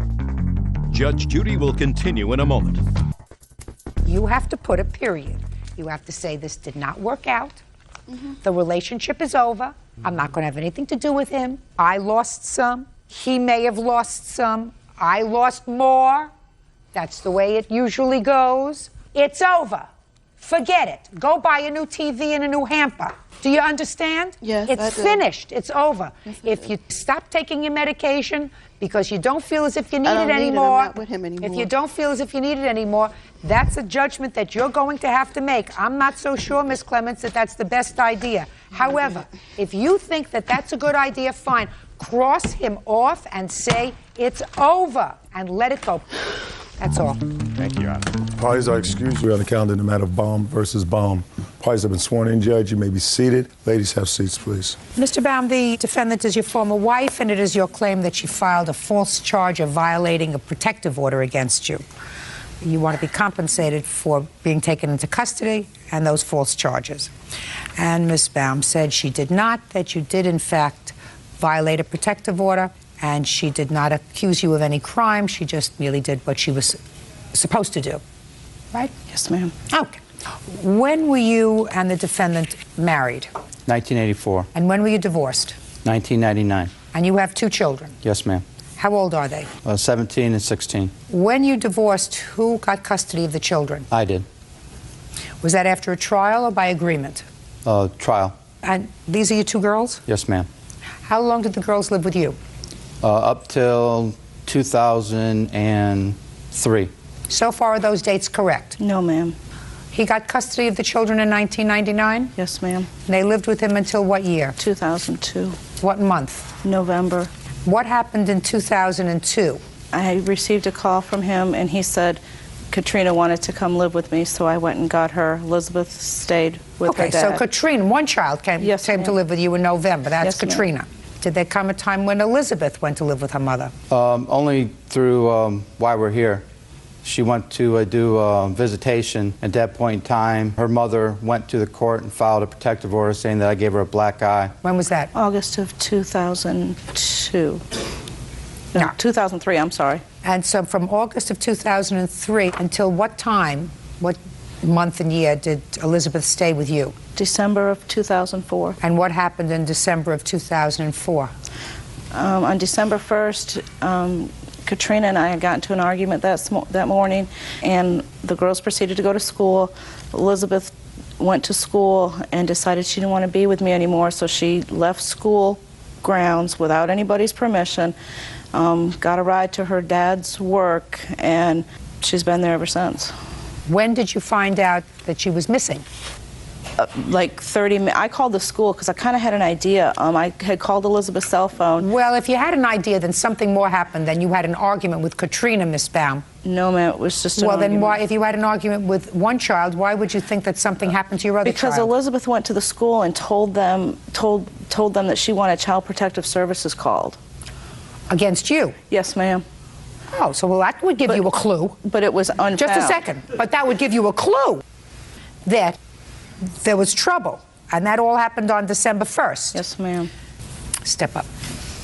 You're 17, Elizabeth? Yes, ma'am. You live with your father? Yes, ma'am. What happened in your house December 1st? December 1st, my sister, we got ready for school and came downstairs, and my sister and my biological mother had gotten into an argument. My biological mother told my sister that she was going to strangle her, and that was not the first time she has put her hands on my sister. And so we went to school. She had called my cell phone when we were at the bus stop. Well, what did you say to your mother when she said that? Did you say anything? I just looked at her and was like, no, you're not.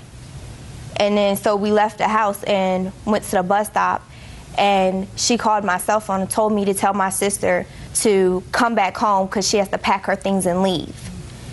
Then we got on the bus and she called my cell phone back, and Katie was on the bus with me. She didn't go home, so she was like, I'm coming to pick her up from school to bring her back home to pack her things and leave. So when I told Katie that, she started crying, and we got to school. So far, is that right, Katie? Yes, ma'am. Okay. Go ahead. So we got to school, and the senior administrator was upstairs, and she saw that Katie was crying, and she asked me what happened. And I was telling her what happened. Then she took us down to the guidance office, and the resource officer is the one that said he was going to call Child Protective Services. And who called your father? I did later that day. Where were you? It was right after 3rd block, and... You mean in school? Right. And I had a voicemail on my phone, a vulgar voicemail, saying that she was going to kill me too, and that everything was going to come back on me. You mean your it was from your mother? Right. Yes, ma'am. She was going to be home when I got home, and I was going to get what's coming to me. So after I listened to that message, I called my father and told him what happened. And I guess at that point, it was just, I couldn't take it anymore. Now, Mr. Baum, who contacted you, sir? The police? Or did you contact the police that Well, day? she called me at work, and I knew I had a protective order against me. When was that protective order granted? I have it here in my documents. Can I have it, please?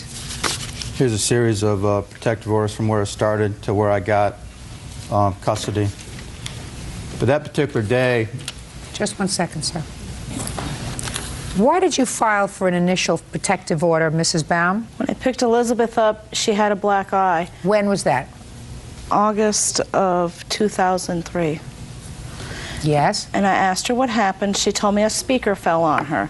I didn't believe that. So we talked more throughout the weekend, and then she told me her dad punched her for lying and having people in his house that stole some stuff from him.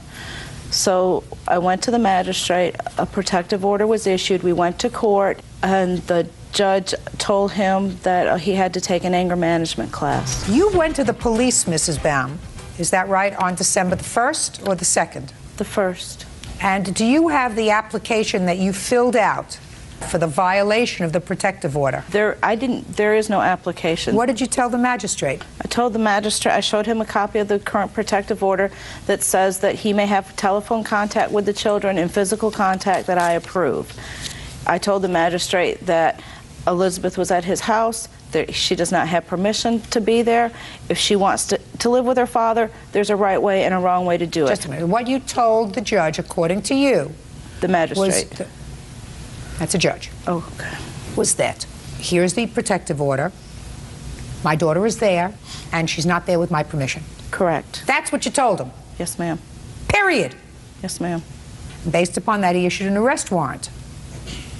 Yes, ma'am. How come you didn't tell the judge, Miss Baum, that your daughter had run away, that she had called Child Protective Services against you? All of that you knew by that time.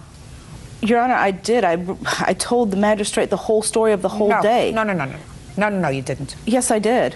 You went to file a violation of a protective order, and you knew your daughter wasn't in danger. You knew she wasn't at risk. You knew you had had a fight with her that day. You knew that she had gone to the school and caused them to call Child Protective Services. And knowing all of that, for some bizarre reason, you elected, instead of going to the family court to try to get the matter resolved, somehow in the family court, letting the situation cool down for a day, seeing how you could resolve it with your daughter, you decided to go in to file a violation of a 6-month-old protective order. And I don't understand what was your motivation. Your Honor, my issue wasn't with Elizabeth at all that day. It was with my other one. I understand that your initial problem was with your other daughter, but it was Elizabeth who spoke to the guidance counselor. It was Elizabeth who caused them to contact Child Protective Services, who ultimately contacted you and started all the trouble for you. And you reacted to that, Mrs. Baum, by going to court, and instead of letting things settle down with your 2 girls, going to court and making trouble for your ex-husband. No, that's exactly what you did. Oh, yes, that is exactly what you did. Your former husband is suing you for $2,000. He said he was arrested. How long were you taken into custody for, sir? I was released that day. But if I may add on that? Yeah. Prior to that, my daughter called me about 12:30 that day. And because where they live is in a separate city, I told her to call the Virginia Beach Police Department to find out what they would have her do. And they said, come see me. So she got a ride to home, and she got a ride from home to my work. At that point, I got a couple calls on my cell phone. I'm not sure if I responded to a call, if I called her back and said, hey, she's here with me. but do not come up here and cause any trouble. After work, we'll settle this. We'll go through it and find out what's going on and get to the bottom of this. Later that night, she called her, Elizabeth, up. My ex called her Elizabeth up and said, I want your cell phone and your key. She came over to the house and got the cell phone and her key to the house. Did you go to his house?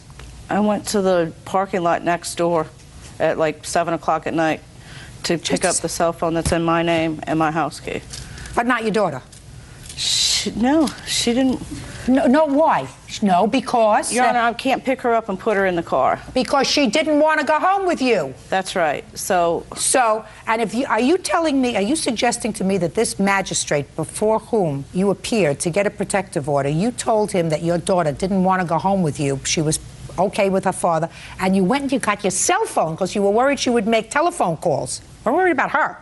Worried that she would make telephone calls. Your Honor, You're absolutely right, sir. It was vicious and it was vindictive. Judge Judy continues in a moment. And later today, after leaving the hospital, Mr. Osborne walked to a nearby Pizza Hut to smoke a cigarette and drink a pop. Did you do that, Mr. Osborne? Yes, I did. With a collapsed lung? real cases, real people. Judge Judy. West Baum says his ex-wife, Lisa Baum, falsely accused him of violating a protective order. West says because of Lisa's actions, he was arrested. Now, your motivation for going to the judge for a violation of protective order, I believe, was vicious and vindictive and had absolutely nothing to do with the safety of your child. Because your actions that day belie the fact that it had anything to do with the safety of your child, because you went there alone to get your key and your cell phone. And if you actually had fear for your child's safety, you would have called the police and said, please come with me, I have to go get my daughter, she is in danger.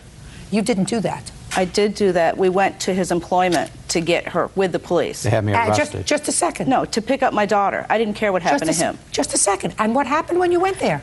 They weren't there. Your Honor, I didn't get any help from the police. You didn't need any help getting the key and the cell phone, only your daughter. Judgment for the plaintiff and the amount requested, $2,000. That's all. Parties are excused. You may step out. Now I married a beautiful wife, and she has a problem with it. I left messages with him, you know, call me, let's work this out, and I don't get any reply. I think he's afraid of what his wife will say. She didn't want me, and she didn't want nobody else to have me. No, that's not true. It's the first time that I've gotten justice in the court system for a long time. I feel good. And now the next case.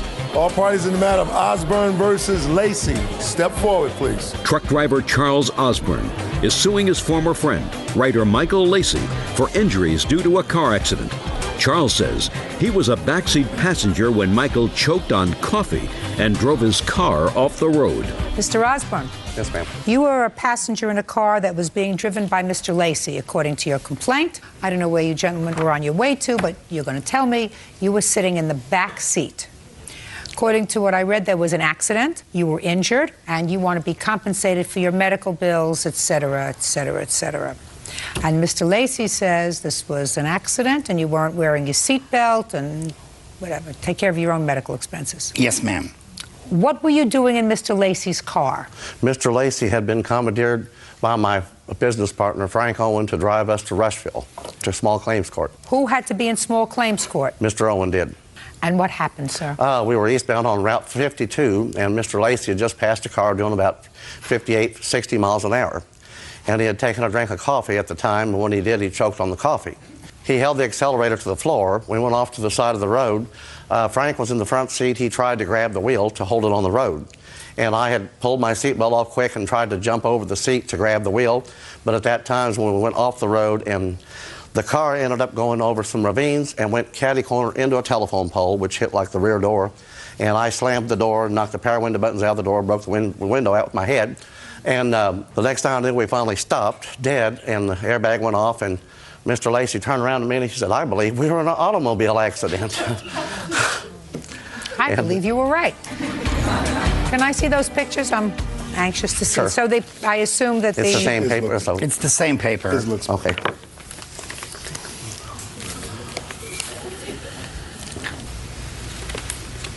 Can't believe I'm going to get paid for reading the paper.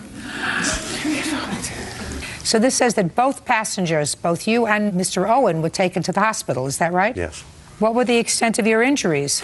I had a collapsed lung, and I still have the problem. I can move my head over this far on the left, and I can come all the way over on the right, but I still can't move it completely right. Well, what would you have to move it all the way over for? What particular I exercise? probably wouldn't unless I was looking at... I'm just curious. I don't know, Your Honor. Wait. Doctor, it hurts when I do this. No, Don't I know. do that. No, I'm just curious. What is it in your life, in your work or social life or whatever, that would require you to go all the way over on you? Well, I'm a truck driver, and I have to leave my head out the window a lot of times to see the cars. Well, you go out like this. You don't go down like this, right? Well, I go like this to Yeah, you go right just like that. That's enough. Okay. All right. Seems to me that's enough. Okay.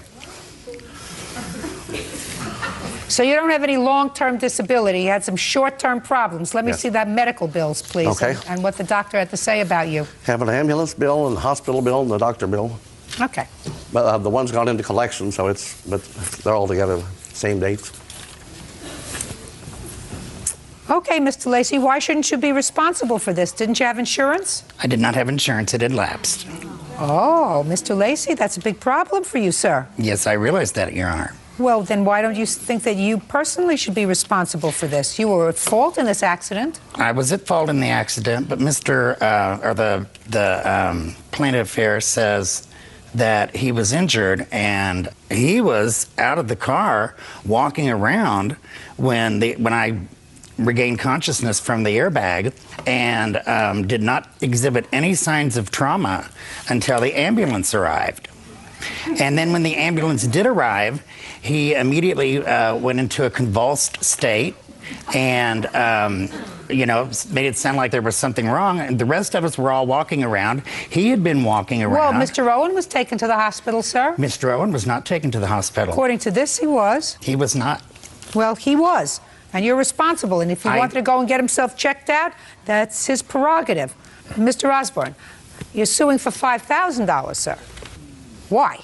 The hospital bills were $2,100. Correct. I was off work for 3 weeks, and I'm a percentage driver. I'm paid average about $820 a week. Well, you have to show me something that indicates to me, sir, that you received medical treatment during the course of those 3 weeks, and the reason that you were out of work for 3 weeks was as a result of your injuries. Do you have medical records?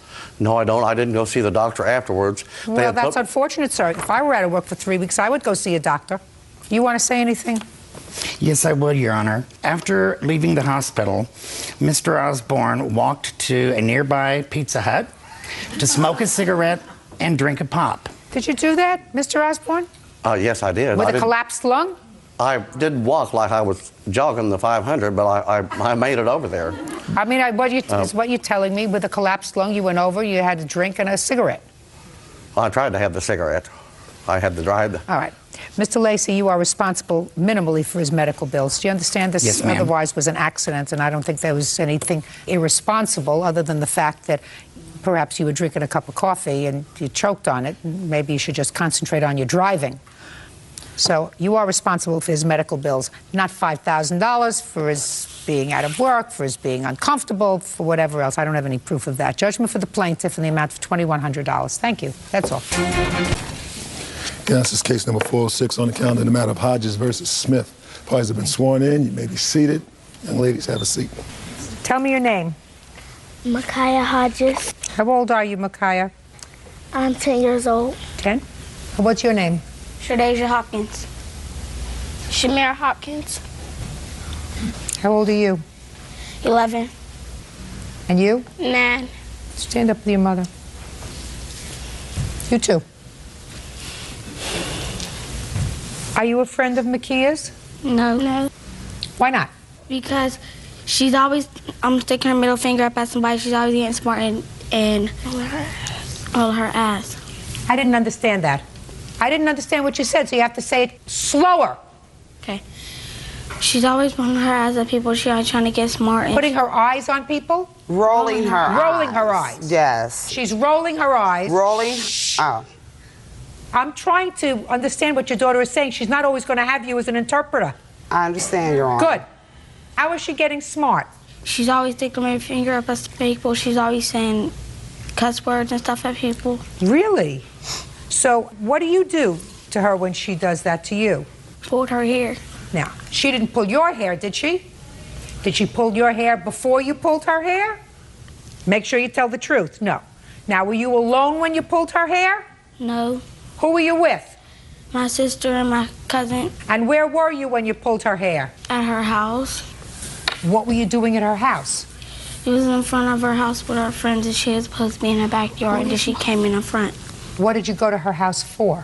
You play in front of her house. Why don't you play in front of your house? Because we be with our friends and... Because you were trying to annoy her? No. Which one of you scratched Mrs. Hodges' car? Raise your hand. Neither. Who scratched her car?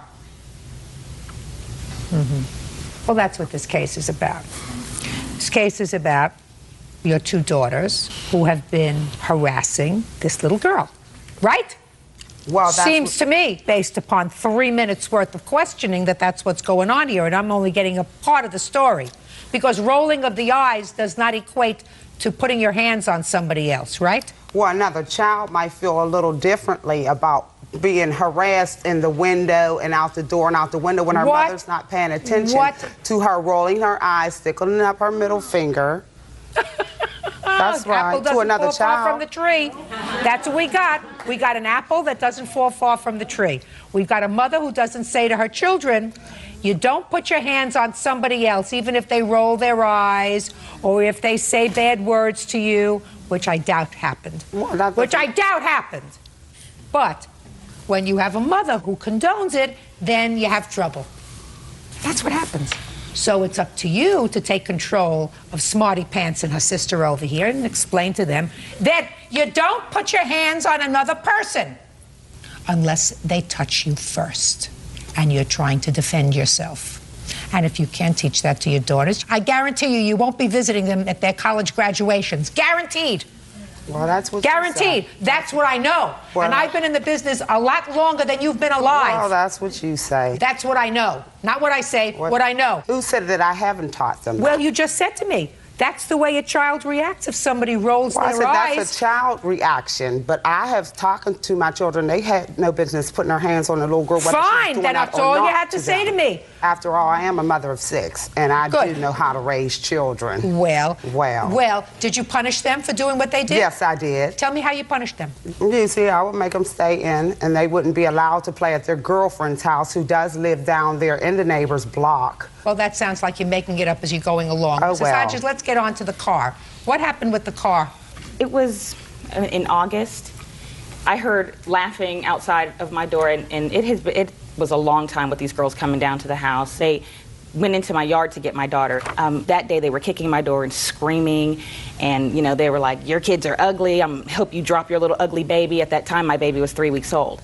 And I went to my daughter's window, and it's at the front of the house. I looked out the window and I saw them out there. I didn't know what they were doing, and then I saw them run. It was the next morning that I came out and saw that they had scratched the car. You have a police report? Yes, I do. Can I see it, please? I also have pictures of the car.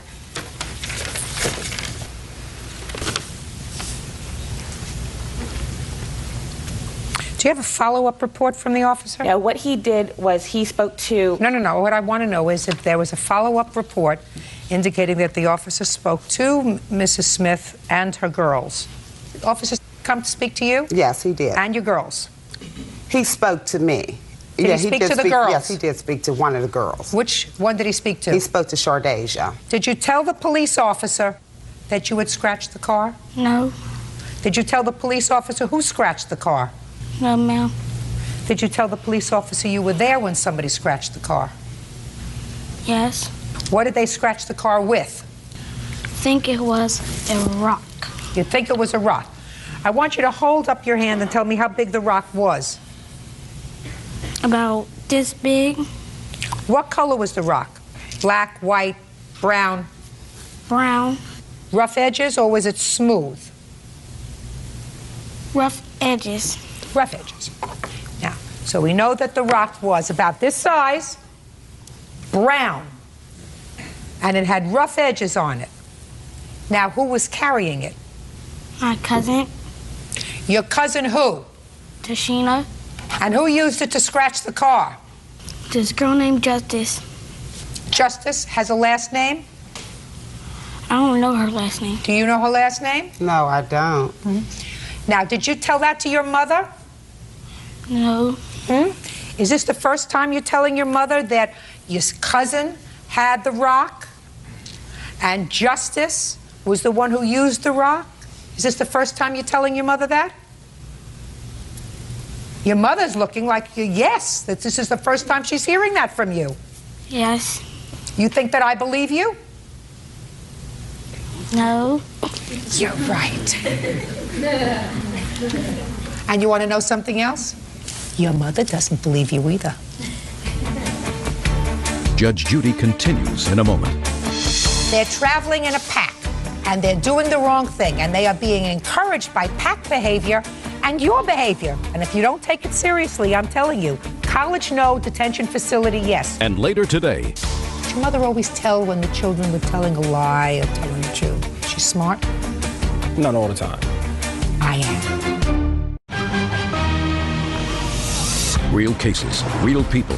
Judge Judy. Gianna Hodges says her neighbors, 11-year-old Shardacia Hopkins and 9-year-old Shamara Hopkins, scratched her car with rocks. Gianna also says the girls have been terrorizing her daughter, Micaiah. Young lady, you are always in life going to meet people that are smarter than you are. Because I know that you think that you're a hotshot. You're 11 years old and you know a lot, but you know nothing. So when you tell the truth, you don't have to have a good memory. When you make up stories and you lie, you have to have a very good memory. Do you understand that concept? Yes. I don't know whether you do, but your mother does. Can I see pictures of the damage to the car, please? Well, Your Honor, may I say something? Sure. I seen the car, and I stopped and I knocked on Mrs. Hodges' door. And I spoke to her at that time, my daughter and I, and she showed me an estimate or told me that she had an estimate for her car for $255. She said I was going to get another estimate, and the estimate was cheaper estimate. So I said, okay. $255 so she said, is pretty. Listen, okay, I'm looking at the damage here. Well, that's what I would have, thought. Just a minute. So what you're telling me, what you're telling me, Miss Smith, because it's not what you put in your answer, you don't have a problem with paying for the damage because you believe your daughter did do the damage. Of course I have a problem with Well, paying. that's not, then the damage is not the issue right now. Okay, I understand that. But right now we have to, there are two stages to this process. Yes, First, we have to figure out who did the damage. And I am satisfied that she did the damage. And so are you. So are you. She knows we have a rock this size, brown in color with ragged edges that was used by somebody by the name of Justice, whose name she doesn't remember. And it's the first time since this whole thing happened that she's telling you this story, because before that she told you, I don't know anything. I was there with my friends. I didn't do anything. I mean, coming into a courtroom setting and dealing with somebody who's been around the block a couple of times, I usually get to the bottom of it. The only problem is she's not going to say to you right now, it was me. So she'll make up a story. That's why we went to the rock first. Do you understand? I understand. All right. Now, the issue is not what amount is going to be awarded as a result of the damage. The first issue is who did the damage. Because she didn't see who did the damage. She saw a bunch of kids out there. These two girls were near her car, which is why she came to you, which is why she called the police. Who did the damage if she didn't see who done it? Just a second. Let me tell you something. She said she had seen the girls and she sent the police to your house. Even if I find that she didn't see the girls, I just got a confession from your daughter. You're not following it, but your daughter just confessed to me that the person with the brown rock with jagged edges about this size, but in somebody else's hand, did the damage to the car. And if you believe that I am going to make this award, listen to me. Listen, I believe my daughter. Well, you do? Yes. Did you believe her when she told you she didn't do anything?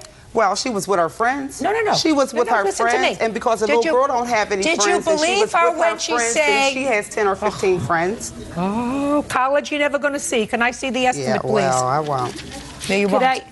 Could I say something, please? You won't. A detention facility maybe you'll see, but college you won't see. Say nothing, please. There will always be bullies. There will always be people that travel in packs that do the wrong thing. Right now, that's what your girls are doing. They're being bullies, and they're bullying this young lady. They're bullying her whether they like her, whether they don't like her, whether they think she's good-looking, her mother's good-looking, her baby is good-looking. Whatever it is, they're traveling in a pack, and they're doing the wrong thing, and they are being encouraged by pack behavior and your behavior, because you're not taking what they do seriously. This is unpleasant, amoral, criminal behavior. And if you don't take it seriously, I'm telling you, college, no. Detention facility, yes. Judgment for the plaintiff in the amount of $1,300. That's all. Parties are excused. You may step out. Like Judge Judy said, they roam as a pack, which is why my daughter is not out there with them. She calls it a pack. I call it my daughter having friends. My mother has taught me better than to do those kind of things. They're out late, they're making noise, they're doing, things, and I don't know if it's not just those two. No, my children are never out of the house after 8 o'clock. They actually need to be taught to, not to damage someone's property. It doesn't matter. My children did not do it. They're innocent. And now the next case. All parties in the matter of Johnson versus Birch. Step forward. 20-year-old student Kimberly Johnson is suing her former friend, 22-year-old retail manager Michael Birch, for bailing him out of jail when he was arrested for unpaid traffic tickets. Ms. Johnson, according to your complaint, Mr. Birch owes you for a loan. The loan was for bail money. Yes, ma'am. Mr. Birch says it was a nice gesture, but there was never a loan. Yes, ma'am. So it's up to me to find out the truth, right? You're right. Because I know the truth. So I have a few questions for you, Mr. Birch. What were you in jail for? Traffic. What, you were making traffic? No, a ticket, unpaid ticket. Huh? Unpaid ticket. An unpaid traffic ticket? What kind of traffic tickets? More than one. Look, don't look down. Look over here, because, Mr. Birch, let's go back a second. How many children are in your family? I have 2 brothers, 1 sister. And where does your mom live? My mom lives in Georgia. She a good mom? Yes. You think your mother is a truth machine? Could your mother always tell when the children were telling a lie or telling the truth? She's smart? Not all the time. I am. Kimberly Johnson says former friend Michael Birch owes for a loan for bail. How long were you in jail for a traffic ticket? Not 4 or 5 hours. And tell me how you came to be placed in jail. Well, there was a warrant for my arrest, which I didn't know about. And what was the nature of your traffic infraction, sir? Unpaid park tickets. I ran a couple lights in a hurry. Speeding, a couple cases. Now, how old were these tickets, Mr. Birch? One was maybe a year old. Why didn't you pay it? Time passed by. I cut it in the moment. So I assume at some point they revoked your license? Yes. And when was that? Around March. And you continued to drive the car? Yes. Which you know is a crime. Yes. In what month were you finally stopped? July.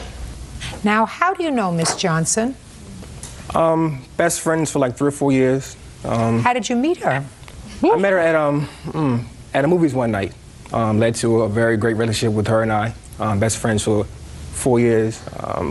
I would say more than just a best friend relationship, as in we were like brothers, sisters. Good. So that when you were arrested in July because you were a deadbeat with regard to these assorted violations involving your car, how many phone calls were you allowed? I can make the phone calls out from a jail as many as I want. How many did you make? I made 1. Who did you make it to? My best friend Kim. Did you ask her how she was feeling? No. Did you say, did you have a good day? No. Did you say, I'm in jail? Yes. Did you say, can you bail me out? No. Did she say, how can I help you? Yes. Now, when you called her, Mr. Birch, from jail, I want you to try to think and get into yourself, sir. What did you hope would happen? That she'd be there for me like best friends are supposed to do. But I don't need any editorializing. You called her because you wanted her to bail you out. Yes. Now, these weren't her parking tickets, were they? No. She wasn't driving with a suspended license, was she? No. What do you do for a living, Mr. Birch? I work at a retail store, fashion design, clothing.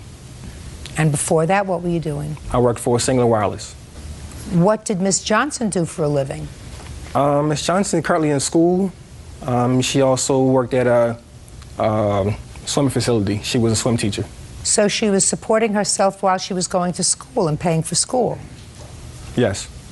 What I want to know is, why would you think that somebody should spend $500 to get you out of a predicament that you got yourself into when she is supporting herself, trying to better herself by going to school, and you're doing nothing but taking care of yourself. Well, it's not about whether she would do it. And in this case, your best friends, regardless if it's a she or a male, you're supposed to be there for your best friend regardless of the situation it is. In this case, and since she's a girl, I'm assuming that she is innocent. No, I didn't make her pay this money. I didn't put a gun to her head. She chose to. This is my best friend. I want you to look at his face. Do you know how disgusted he is with you? I think it's very nice that she took out the money from her ATM, from her bank account, or wrote out money, a check from her checking account, or borrowed money from her line of credit to go down to make sure that you didn't spend more than 5 hours in jail. And the next thing that should have happened was that you go to your ATM, to your line of credit, to your checking account, take out the money and say, thanks for being there for me as my friend, and here's the money back. Don't you get that? Don't you get that? $500? Yes, ma'am. Judgment for the plaintiff in the amount of $500, that's all. This is Bentley. Party's been sworn in, Judge. You may be seated. Folks, have a seat. Miss Ogden, this is your daughter? Yes, ma'am. According to your complaint, your daughter asked you for a series of loans. Yes, ma'am. She had gotten into some trouble. Yes, ma'am. Possibly trouble that could have ended her up in very hot water. And she agreed to pay you back. She did not. Yes, and in ma'am. addition to that, you co-signed for a car for her. The car was eventually repossessed. She Yes, ma'am. says at your suggestion, therefore, she owes you nothing for the car. And your daughter says that you did, in fact, give her some money when she got into trouble. In exchange for that, she waited on you hand and foot like a slave, and if you had to pay somebody to take care of you, it would have cost you a lot more than what she actually took from you. Is that your Well, defense? that's a lie. Shh. Yes, ma'am, that's correct. That's your defense. How old are you? I'm 32. What kind of trouble did you get into, Miss Bentley? I was picked up with the sale of drugs. Drug sale? Yes, ma'am. I haven't been charged yet, but I was picked up for that. When was that? That was September 1st, 2004. Are those charges still pending? Yes, ma'am. You have a lawyer involved in Yes, that case? ma'am. What did you need money for? Well, whenever I first moved, my mom offered me a place to stay, to get back on my feet, to get cleaned up and stay out of trouble.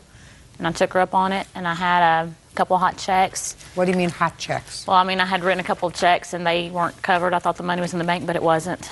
So you needed money? Right. She offered. I didn't ask. How much money did you need? That was, I think that was $250 at that time. And there was also an incident where I was going through a divorce at the same time, and I had my ex filed telephone harassment on me. And so I also had to fine for that for court. I didn't ask her to pay. Again, she offered. I was going to come up with the money. You were going to come up with the money. Right. How much was that? $500. Does your mother work? Nope. How does she support herself? My stepdad pays her bills. So she's married and she lives with her husband? Yes. So it really is the income that's coming into the house is his income. Right. She loans it out to other family members just like she did me. She offers it to other family members with the understanding that they're not going to pay her back. Or that they will if they can, whenever. If they don't, she wants it right then she wants it right then.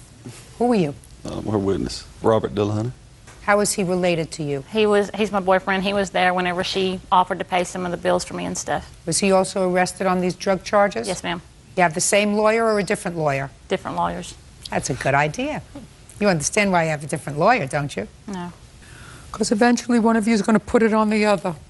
Amen. Well, that's what's going to happen. They both that's lie why, like dogs. That's why I have two different lawyers. So let's deal with the $750. Well, totally it is $244.54 for your hot checks for you. Okay, she said $250. It's close enough. What's That's next? And the other one, I had just gotten out of the hospital on Wednesday night, and I get a phone call the next morning around 10 a.m. on Thursday from Robert Dillahunty's mother, Margaret Dillahunty, saying that Shannon had to have $404 or she was going to go to jail. Well, I had no other way to get it. My twin was sick. She couldn't go take it. I paid Mr. Deaton by telephone, and he charged me an extra $100 to do it. Okay. Well, once you turned over the money, tell me about the discussion you had with your daughter. Well, she knew she had to pay me back. I told her, I said, Shannon Michelle, I ain't growing money on trees. She knows she got to pay me back. No, Miss Ogden, listen to me very carefully.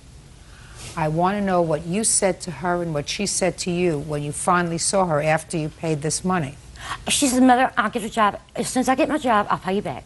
And as soon as I cash my stocks in, I'll pay you back. I've heard this and heard that. Just a second.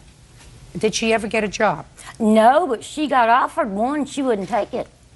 Did she ever sell her stocks? What kind of stocks do you have? There were some my dad, he passed away in 2002. There were some he had with Dow back from like the 70s. It was just a few $1,000s worth. So what'd you do with the money? I'm having them transferred right now into what? my name because I was executrix of his estate. And Judge, I couldn't get a job because I pretty much did everything for her. When I moved in, That is a lie. I did Miss everything. Ogden. I did everything for the woman. I cleaned. She, get me something to drink, get me a beer, get me this. She was constantly, it never. So what? I was her maid. How could I get a job?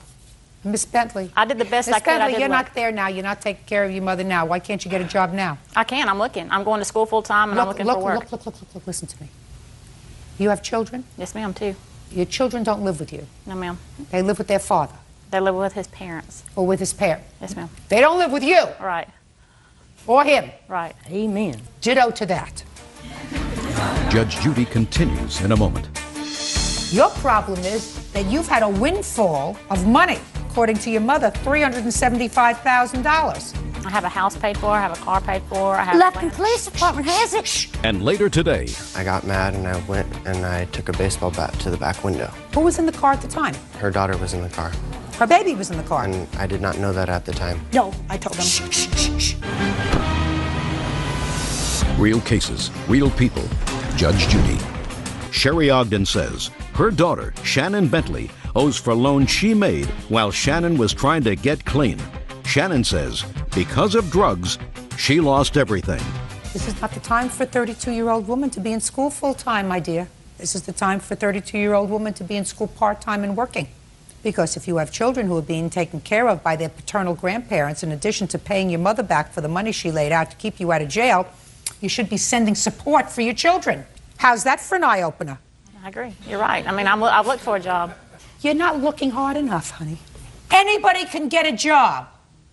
Thank you. Anybody can get a job. Fast food, drying cars at a car wash. Anybody can get a job. Your problem is that you've had a windfall of money. According to your mother, $375,000. No, ma'am, it wasn't that much. How much? It was around $250,000. $250,000 is $250,000. That's a lot of money. I have a house paid for. I have a car paid for. I have Lufkin Police Department has it. Shh. Listen to me, Miss Ogden. Don't speak. Okay. What I'm trying to say to you is, you got a lot of money. That could make you a real lazy behind. But you have responsibility. When was the last time you sent your children support? I haven't supported them. I've bought clothes for them. And that's not support. Support is sending their grandparents $500 a month. And I suggest that if you want to be considered a mother at any time in your life, you will start to do that. Get a job and start supporting your children. Because that's what mothers are supposed to do who don't have their children in their custody, just like fathers. But first, you pay your mother back $750, judgment. Wait, I got $1,250 in there where I loaned her to. It's on there. Is that for the car? Shh, listen to me. Was that for the car? Yes, ma'am. You're going to pay careful attention to me and just listen to me. Okay. The car was repossessed. I had them. You had them repossess the car. You know why? I couldn't stand it being in Lufkin, Texas because of her and Dopehead over here. Insurance could elapse on a Friday night. Well, I wouldn't know that Gates got it. Right? And then she don't get high I and wreck and understand. kill Listen to somebody. me. I understand why you felt compelled to repossess the car. Mm-hmm. But there was no legal reason. There was an emotional reason for you to repossess the car. You said, listen, I'm not crazy about him. I'm not crazy about her. And I'm not going to be stuck with this payment because it could end up on my credit, so I'm going to call them and have the car repossessed. I can understand why you did it. But then you can't get the money back for the tax tags. All right, $750. I'm speaking. $700. Listen to me. I'm speaking. Judgment for the plaintiff in the amount of $750. But Judge, that's all. I'm telling you, listen, just tape right here. No, listen. She owed me $1,250. That's it. What is your excuse? You may step out. You liar. She went through all of that money on drugs, and there's a dope head over there with her. I bought a house, bought cars. I mean, the money's gone. This is true. She stood there and told a bald-faced lie. I don't even drink beer. She'd get up and get me a beer. She didn't wait on me for no hand or foot, and a man in the moon. Well, she's crazy because, I mean, she takes so many pills, it's pathetic. She's nothing but a pill head. You sold Vicodins and Zoloft and My mother Prozac to other doctors and stuff in Pasadena. You know why she goes to school? She gets Pell Grants. That way she can live on it. My mom has nothing to do with the kids. She can go see them on her own. She don't. She calls them occasionally. She don't leave her house, leave her pill bottle. Well, I love her. I hope she gets her life straightened out. But if she can't get her life straightened out, she better stay out of mine, because I don't want to go to penitentiary. I just don't think there'll ever be a relationship. There never has been one. There's never going to be one. And now the next case. All parties in the matter of Finnegan versus Cooper. Step forward, please. 19-year-old warehouse worker Justin Finnegan is suing 28-year-old student Catherine Cooper for backing into his car. Catherine says Justin was illegally parked. Mr. Finnegan, it is your claim that Miss Cooper damaged your car by backing into it. Yes, that is correct. And you want her to pay for the damage that was done to your car. Miss Cooper says that your car is, or was, I don't know if it's still in existence, an illegally parked piece of junk. Okay, where did this happen, Mr. Finnegan? No, listen to me. I didn't ask you to show me. It's not show and tell. Where did it happen? We were at the apartment complex. At an apartment complex? Yes. Whose apartment complex? Her old apartment complex and my witness Matt's apartment complex. You don't live there? No, I do not. What were you doing there? I was visiting with my friend Matthew. When? September 20th. 2004. Yes, that is correct. Now you can go over to your chart and show me where your car was. Okay. You say your car was parked. Yes. No, it was still running. I had forgot my wallet, and I was parked right here. Well, that says driveway. It's written there, driveway. So you left your car running in the driveway. Where had your car been parked, Mr. Finnegan? My car was parked right here. That says friend's car. When we had left, no one was there. That was where I was parked. Okay, so that space, you were occupying that space, and then you backed out into the driveway, left your car running, and went back inside to get a wallet? Yes, that is correct. Okay, now my question to you is, why didn't you pull back into the parking space? Because we were just running in real quick. Not we. Don't say we. You were driving? Yeah. It's your car, not we That's were running in. And who ran in? How many people did it take to get a a wallet? I ran in real quick to grab the wallet. So you were driving. So my question to you is, why didn't you pull back into the parking space? I wasn't going to take that long. I was just running and grab the wallet and turn around. It was long enough for somebody to hit your car. She was backing out. It was long enough for somebody to hit your car. Real cases, real people. Judge Judy. Justin Finnegan says his car was damaged when Catherine Cooper backed into him. Catherine says Justin retaliated by breaking out her rear window with a baseball bat. Then what happened, Mr. Finnegan? I had grabbed the wallet, turned around, came out the front door, and we started yelling because she was coming close to the car. And who's we? Me and my witness Matt, and I had another friend outside, and we were all yelling, "Watch out, watch out." Just a second. Where was this witness? We were, he, not we. Matt he. was standing right here, right outside of the He was car standing on the grass. What was he doing there? He had got out to talk to someone. And she hit your car? Yes, that is correct. All right, show me. Okay.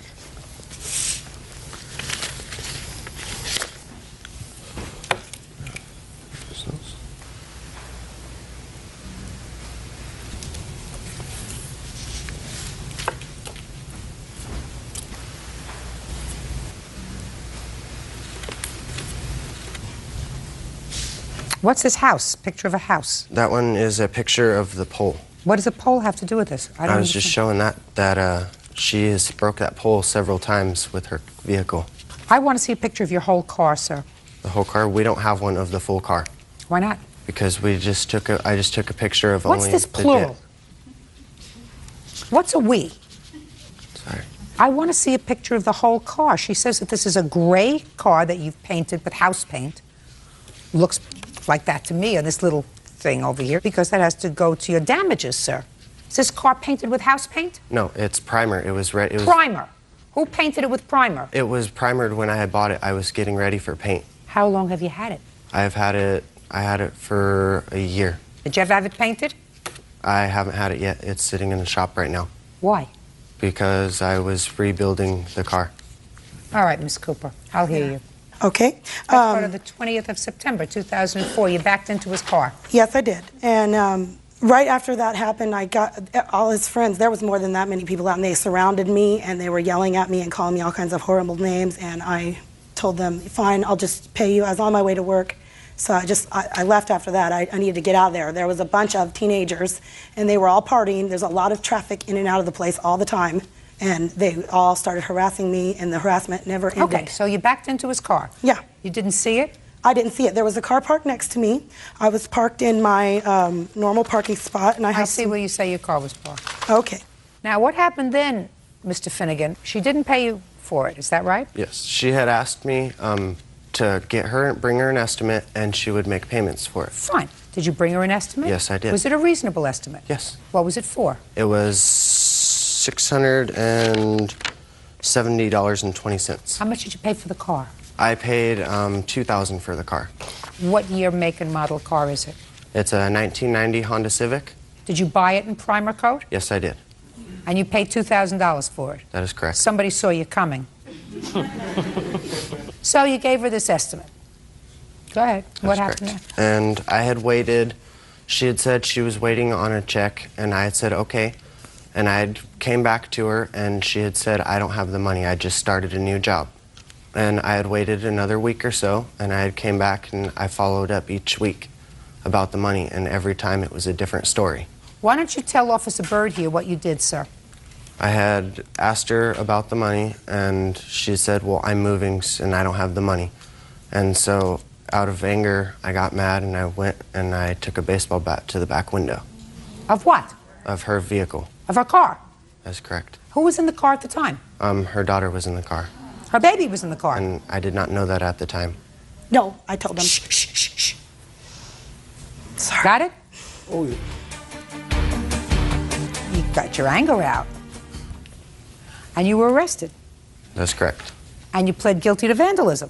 It was criminal mischief. And you were forced to pay restitution. That is correct. What do we think, Petrie Hawkins Bird? Evidently, Mr. Finnegan understands how to go to small claims court and file papers. Apparently. He even knows how to oversee drawing diagrams. Oh, yeah. Mr. Finnegan, you think I'm sympathetic to you, sir? No, ma'am. You're right. That you're right about.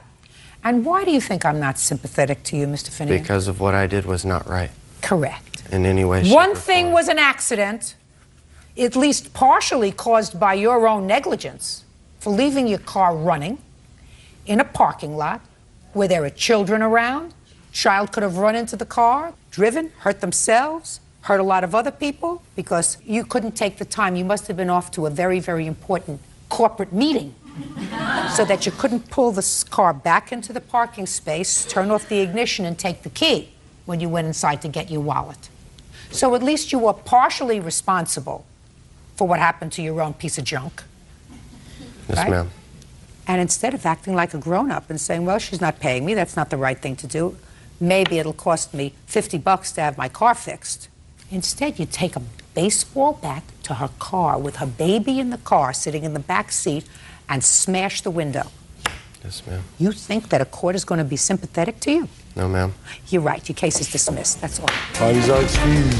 5:20 on the calendar in the matter of Williams versus Williams. Parties have been sworn in, Judge. You may be seated. Ladies, have a seat. What's your first name? Sir. Is that what people call you, sir? Yes, ma'am. Okay. Interesting first name. Thank you. Miss Williams, this is your cousin.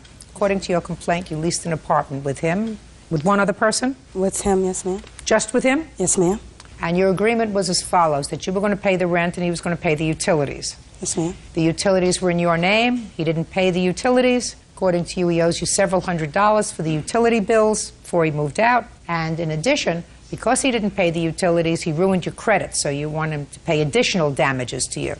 Sir says that there was never any agreement for him to pay the utilities, and in addition, This has nothing to do with anything other than a family dispute that you have, which caused you at some later time to come to his home, where he had moved with his grandmother, and you came in, you poured bleach, and you ruined his clothing and his shirts and his shoes, and you have some property that belongs to him.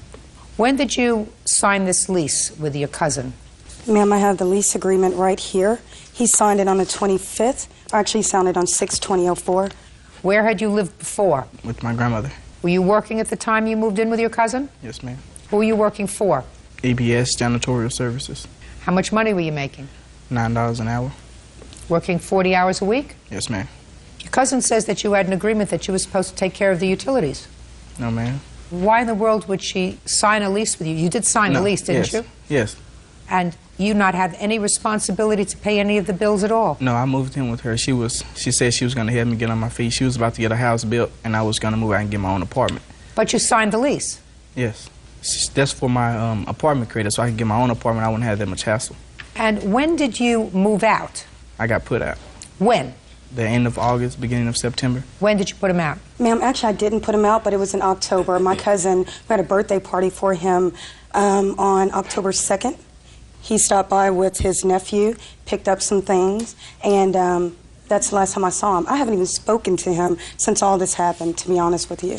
Ma'am, actually, she did put me out. She told me, give him my house key, get out, and if you don't have all your stuff out here by Sunday, it's going to be scattered out across the apartments. You lived there for 3 months. Correct. What did you do with all your money? Nothing. I bought my clothes. I bought stuff that I needed. And you didn't give your cousin any money? No, I wasn't supposed to. I didn't ask you whether you say you weren't supposed to. That's what grown-ups do when they have a job, sir. Okay. They take care of their own responsibility. You know, when you were living with your grandmother, were you giving her any money? No. You giving her any money now? No. Are you still working? No, ma'am. Well, did you lose your job? Yes, ma'am. Why? According to my job, I had a lot of calls coming in from her and her friend that they said that they were being rude with them. They used to call my job for unnecessary stuff like, I'm his girlfriend, there's an emergency, and all this other type of thing of that sort. That's what my job was told to me. You got to start taking care of your own responsibilities. You have a girlfriend? Yes, I do. You don't have any children? No, ma'am. Take your girlfriend out? Nope. He was supposed to take care of the utilities? Yes, ma'am, he was. Tell me what you told him when he moved in. Actually, madam, there's a history behind this. Back in 2002, I got out of the military. I'm in the United States Marine Corps. He actually lived with both my sister and I. We were roommates. We rented a house. We stayed there for a year. When our lease was up, we moved into an apartment. I was purchasing a home. Sir was with us the whole time. Yes, I was helping him out. He was my brother. He asked me if he could be my brother. We were raised together. She's my grandmother, too. We moved into this apartment. I was actually working. He was working for me when all this happened with EBS. I got him the job. I was in property management. I was taking him to and from work. The deal was I would pay rent. Was she driving rent. him to and from work? Yes, she did. I would go ahead. I would pay rent because I made more money. He did. He would pay the utility bills. What utilities? The electric bill, the telephone bill, the cable bill, and also, madam, I got him a cellular phone in my name, which I'm not litigating against today. But those bills, which totally conclusively didn't really add up too much. I mean, I was paying rent. In total, for the 3 months that he lived with you, yes, ma'am. How much were those bills? The electricity, telephone, the and cable bill was $464.80, and the $464? $464 for 3 months and 80 cents. Yes, ma'am. What kind of cable did you have? Besides the cable bill, someone else, and it wasn't me. I don't know who it was, but they ordered movies or something like that. Fights, which I guess cost more money. Did you ever do that? No, ma'am. She ordered those fights. Just a minute. What was the basic cable bill? I think it was like $97 a month or something like that. Is that possible? Yes. It's entirely possible. All right. So that's $300. What else? The telephone is $166.79, and the electric bill was $604.59. What was your rent? $720. But I also paid a wash and dryer, which was $35, and a water bill, which was usually about, I'll say, $30 a month. So you were paying about $780, and he was paying about $350. Yes, ma'am. Sounds fair to me. No, Sir? She also had a roommate that moved in with her. Who was that? That was her friend. My lover. But Just a second. Go ahead. Well, if that's the case, then this doesn't look so fair. She did not live there, but she was there a lot. Sir had his own room. She was in my room. They shared rooms. Well, I mean, that's my space. They moved in, they said that they were going to split the bills, and however they did that. No, we did not. She didn't. No, don't interrupt yes, him. ma'am. He's speaking now. Go ahead. She moved in, like, as soon as we moved to the apartment, she said, well, we're going to split the bills, and we're going to take care of this and that and the other, because she was getting a house built. I was going to sign my name on the lease for 3 months. Now that she's not going to be able to get her house, I guess that's why she's upset. This is what I don't understand. She was building a house, which means that she had to have a certain credit rating. According to what I read, these bills were in her name. Correct. And it doesn't sound logical to me that she would avoid paying these bills purposely, not pay these bills, unless she thought, I'm speaking, unless she thought someone else was taking care of those bills, and risk her credit being put in the sewer when she was paying the rent, going to pay for a mortgage on a house, right? Correct. So what you tell me about your lack of any sort of financial obligation for your own living expenses or for part of them doesn't make sense, sir. She was helping me out. Doesn't make sense, my dear. Now, you want to tell me about the bleached clothes? Judge Judy continues in a moment. I says, I'm going to call the police. And she said, oh, hell no, you're not going to call the police. And she shoved me up against the wall with the bat and asked me if I wanted some of it. Oh, Nana, please stop it. Real cases, real people. Judge Judy. Tony Williams says her cousin, Sir Williams, lived with her for free for 3 months. She is suing for $5,000 worth of household bills. Madam, I have never bleached his clothes. As far as a clock, radio, and the stereo, my mother gave me that for my 30th birthday. There came a time when you went to your grandmother's house. Yes, ma'am. You were angry with him. I was. You were angry with him because he didn't pay these bills? Yes, ma'am. Was there any other reason? No, I was mad at him because my credit was in the toilet. I got all these telephone calls. They were turning off my electricity. So you went to the house and you were angry. What did you do when you got there? I talked to my Nana, and I was upset. I was crying. I mean, I was very frustrated. She told me she didn't believe me. She told me that I was mad at Sir because of some girl between my sister. I have no idea. I started talking to my Uncle Robert, his dad. My Uncle Robert told me the same thing. I said, I have the paperwork right here. What do you think that your cousin was angry about? About some girl? No, we, that night when I got off work and I came home, she was upset. She was sitting on the couch talking about something about me and my cousin was at this other girl's house and waiting on my other cousin to come in. She said she called, she talked to my cousin, he told her I was asleep on the couch. She said not even 5 minutes later after that, her sister called, Wanika called, and said the girl was just talking crazy to her, and she was wondering why I didn't stick up for her, why I didn't defend her. I said, well, I was asleep on the couch, so I didn't know anything about that. You mean okay. Let me see if I can translate this. Doesn't even make sense. Your cousin was angry because she had heard that someone was saying bad things about her and you didn't defend her? To her sister. Whatever. Yeah. She was saying somebody was saying bad things and you weren't defending her. And your excuse for not defending her, despite the fact that she had been so good to you, it's not an was that you were sleeping on the couch. Correct. Now you got it? All right. Now, what happened when she came in with regard to your clothes? She came in, she spoke to her Nana, she spoke to your father. I wasn't there. Actually, who was there? My grandmother was there. You want to talk to me? Yes. Yes, Your Honor. What's your last name? Ruth Williams. All right, Miss Williams. Ruth Williams Caraway. Do you remember when this happened? Not exactly the date, but it started in September. Now, I want to know when she came to the house. Let me see, I got that wrote on it. It's been on it. Anyway, it was the 10th and the 4th, I think. She had first called and asked me where was Sir. I told her he wasn't there. She said, because I'm going to kill him. I said, no. I said, you're not going to kill him. Yes, I am going to kill him because he left and owed me some money. I said, no, Tony, don't do this. Yeah, I'm going to do it. And then she left. And then I talked to her other sister, and she was raving. She said, I love my sister. He do just what she get him. So I said, well, he's not here. And when she come over to the house, she just rushed in the house, fussing and going on, and went on into his room. Her mother was standing on one side of the door, I was standing on the other. And she went in and he always put Clorox in his room because I'm allergic to it. And she taken a whole gallon of Purex and put it all over both the bunk beds, threw the fan on the floor. We got pictures of those. I'd like to see it, please. And spread them all over his clothes. And I told him, I says, I wouldn't do that. I says, I'm going to call the police. And she said, oh, hell no, you're not going to call the police. And she shoved me up against the wall. She shoved her mama too, but her mama said she didn't do it. Her mama was on one side, I was on the other. And she shoved me up against the wall and went and didn't hang up. Of course, I told her mama to hang up the phone so I could call the police. So she didn't let her hang up the phone, so I didn't get to call the police. So they went out in the yard.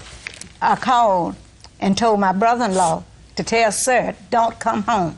I said, because Tony's over here saying she gonna kill it, and I don't want that in my house. They stayed at my yard about 3.5 hours, raving and cussing and dragging a whole box of these clothes out there and filled them full of water.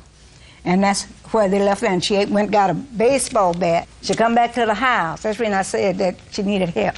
She come back to the house and was gonna run in. Her mama said, shut the door, don't let her in.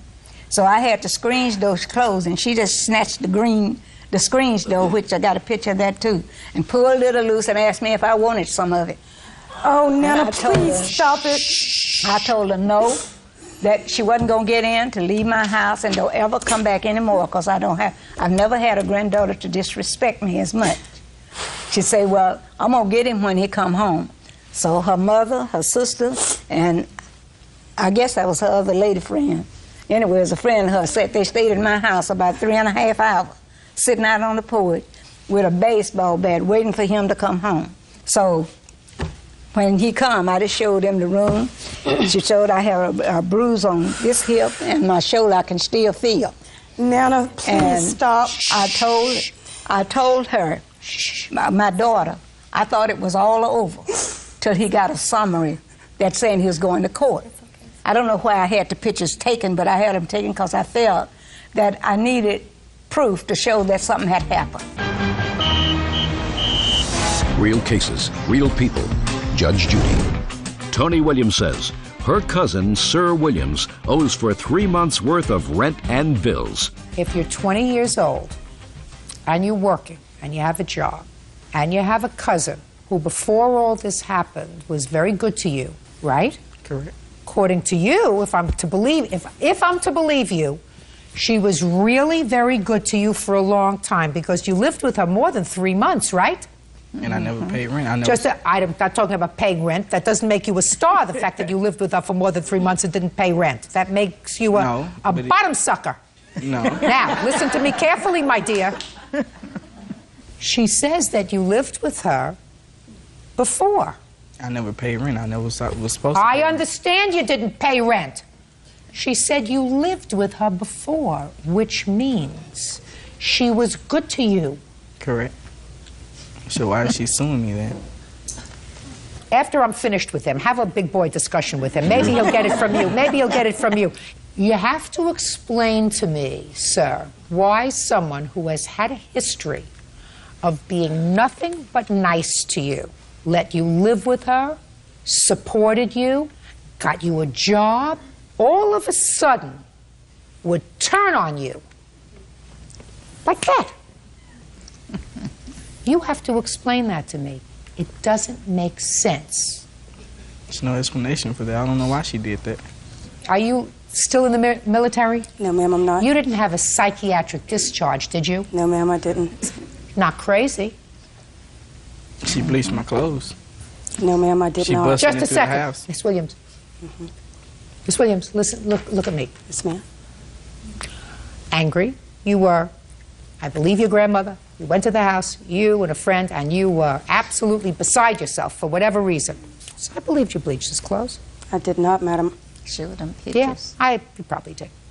I'm sorry. Probably did. I did not. Probably did. I have a witness here can attest to this fact. Not only was it us, it was not another woman with me. It was myself, my sister, who drove me over there because I was upset. She didn't want me driving. There was a guest, a neighbor, actually, who came over to us, and we were not in the yard 3.5 hours. I was in there maybe 45 minutes. I don't know. I was upset. Long time. My mom You were was calming me down. I did not have a bat. Anyway, this neighbor came over to us. I even had a friend that came in. Sir owed him money.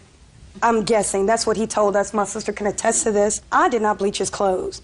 I didn't even steal my radio that he stole from me, that my mother gave me on my 30th birthday. And as far as those pictures, to be honest with you, I think maybe they staged that. I love my grandmother to death. Now, you have no clue as to how much you've hurt me today. You have no idea. And to say that I hit you, I would never invent to yell and scream at my mother, too. I wasn't even raised that way. Just a second.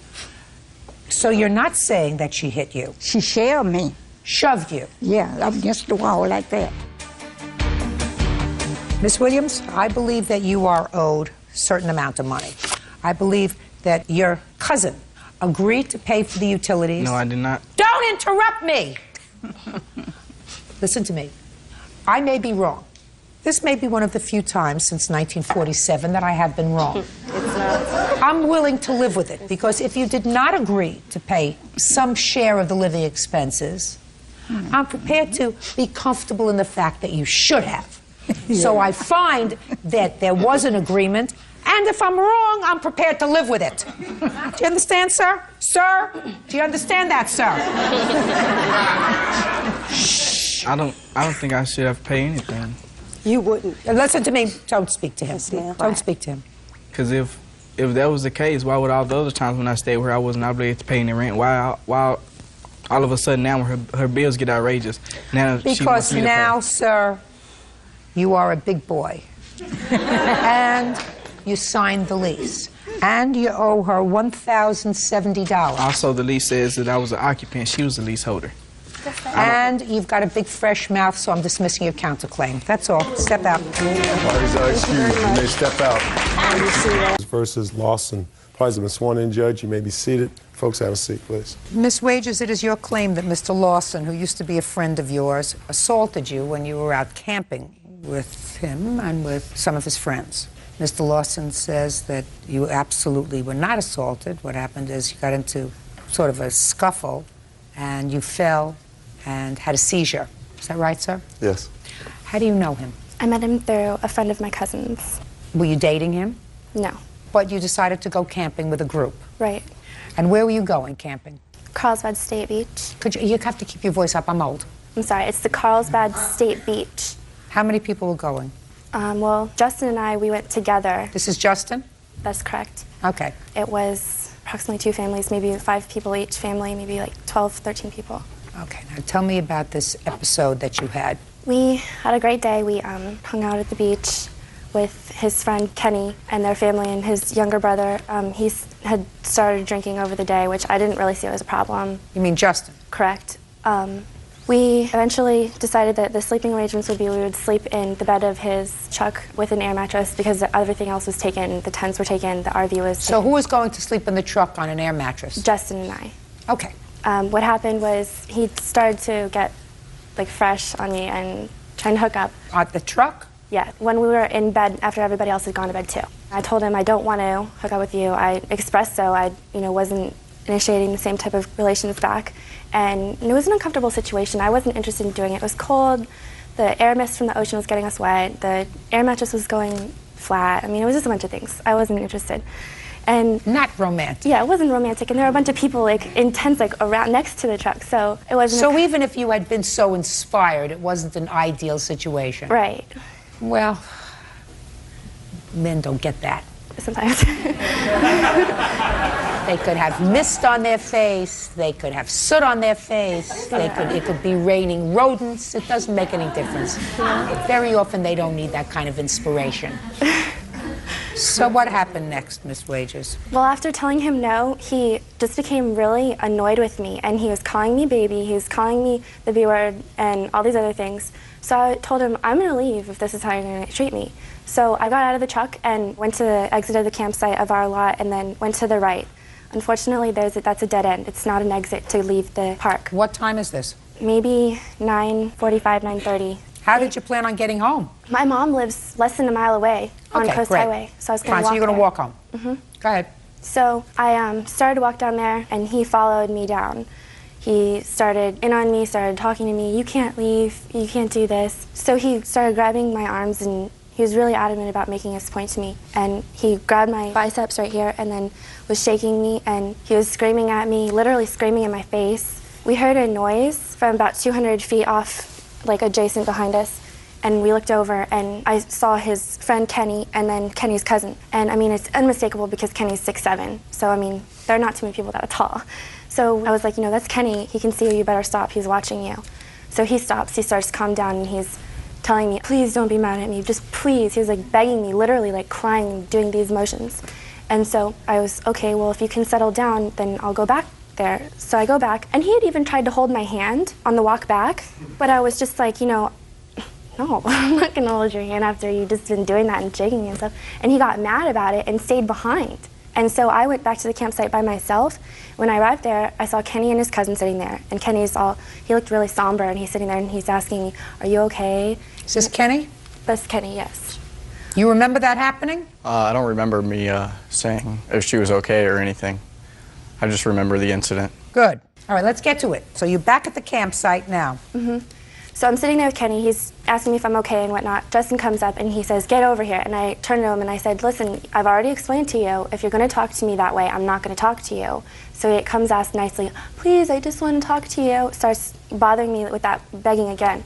So I go talk to him again. And I decide, okay, we can go to sleep now. This is enough of this. Let's just let it go. So we go into the bed, and he starts to do it again. He was like, you know, getting close to me and trying to kiss me and stuff, and I was like, you know what, finally, I'm gonna leave. I listed off the reasons why. Okay, you should have done that the first time. So, you got out of the truck. What happened when you got out of the truck? This time I went the right way down to the exit, and he comes running up behind me, telling me, don't leave, don't leave. And he grabs my arms again. So that time, I was really fed up with the situation.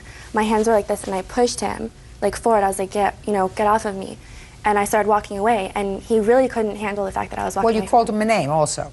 Well, I called him a moron in the end. Okay, so you called him a moron.